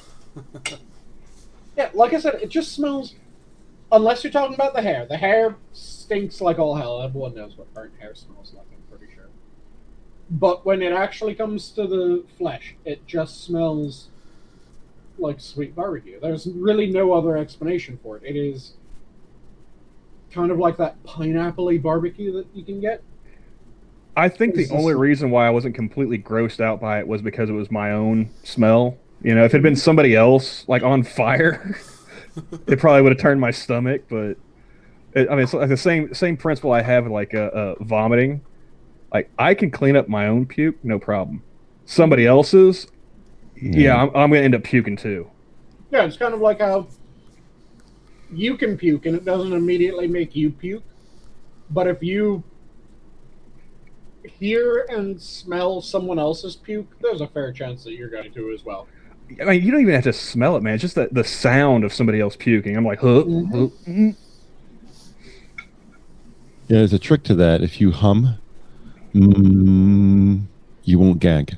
Ah, okay. Have to keep that in mind. Yeah, I'll keep that in mind when I'm picking up cat vomit. I wish I knew that when I was still in the EMT hammer, because Your body can't do those two things at the same time. most of the time I had to rely on the same technique that certain Germans do when drinking. Have you ever heard of German drinking when it comes to avoiding throwing up? Anytime that you feel it kind of rise up, you take another drink. See, I didn't know there was a name for it, but I just did that on instinct. Yeah, it's, the way that I've heard it referred to is German drinking. And when I was an EMT, when someone was throwing up, I had to do German drinking, only it wasn't an alcoholic beverage. It was whatever beverage I had to hand. Yeah, I think that was. Well, I am part German, so maybe it's just genetically encoded. Mm-hmm. But yeah, like I was sitting at a house party, you start feeling something. I was like, I need something to push this back down. Mm-hmm. Oh, And we came back to booze. Mm-hmm. We've gone full circle, guys. and it looks like it's 2 minutes and almost 15, or 2 hours and 15 minutes. So we will have to go with parting thoughts. Fair enough. Terry? I will say, if you're passionate about Sanguine, make sure you devour him. Don't let him devour you. So I'm going on that Japanese game show then, apparently. All right, Hammer? I use the same thing I've been using for years, ever since I saw the movie. Of course, just like I would say it, I forget the name. You ever get that, the old boomer brain where you have yeah. something in your mind and just as you go to say it, it's gone. Or like, if you hadn't have just asked me right now, I'd have totally would have. Yeah, Buckaroo Banzai, that movie, there's a phrase in there that he mentions. He says, no matter where you go, there you are. Mm-hmm. All right. And Sanguine? I'll leave off with one of my other standards, since Terry took the original, of live in defiance of your memento defectus. All right. Camel? Some old helicopter pilot wisdom. The only time you have too much fuel is when you're on fire. Mm-hmm. Okay, and I will go with a classic from Antonio Scarpacci. Embrace today, for tomorrow is bound to suck worse. Nice. And with that, the zoo is closed. Have a good night. Have a good night, all. Bye, Bye, guys. everybody. Everybody.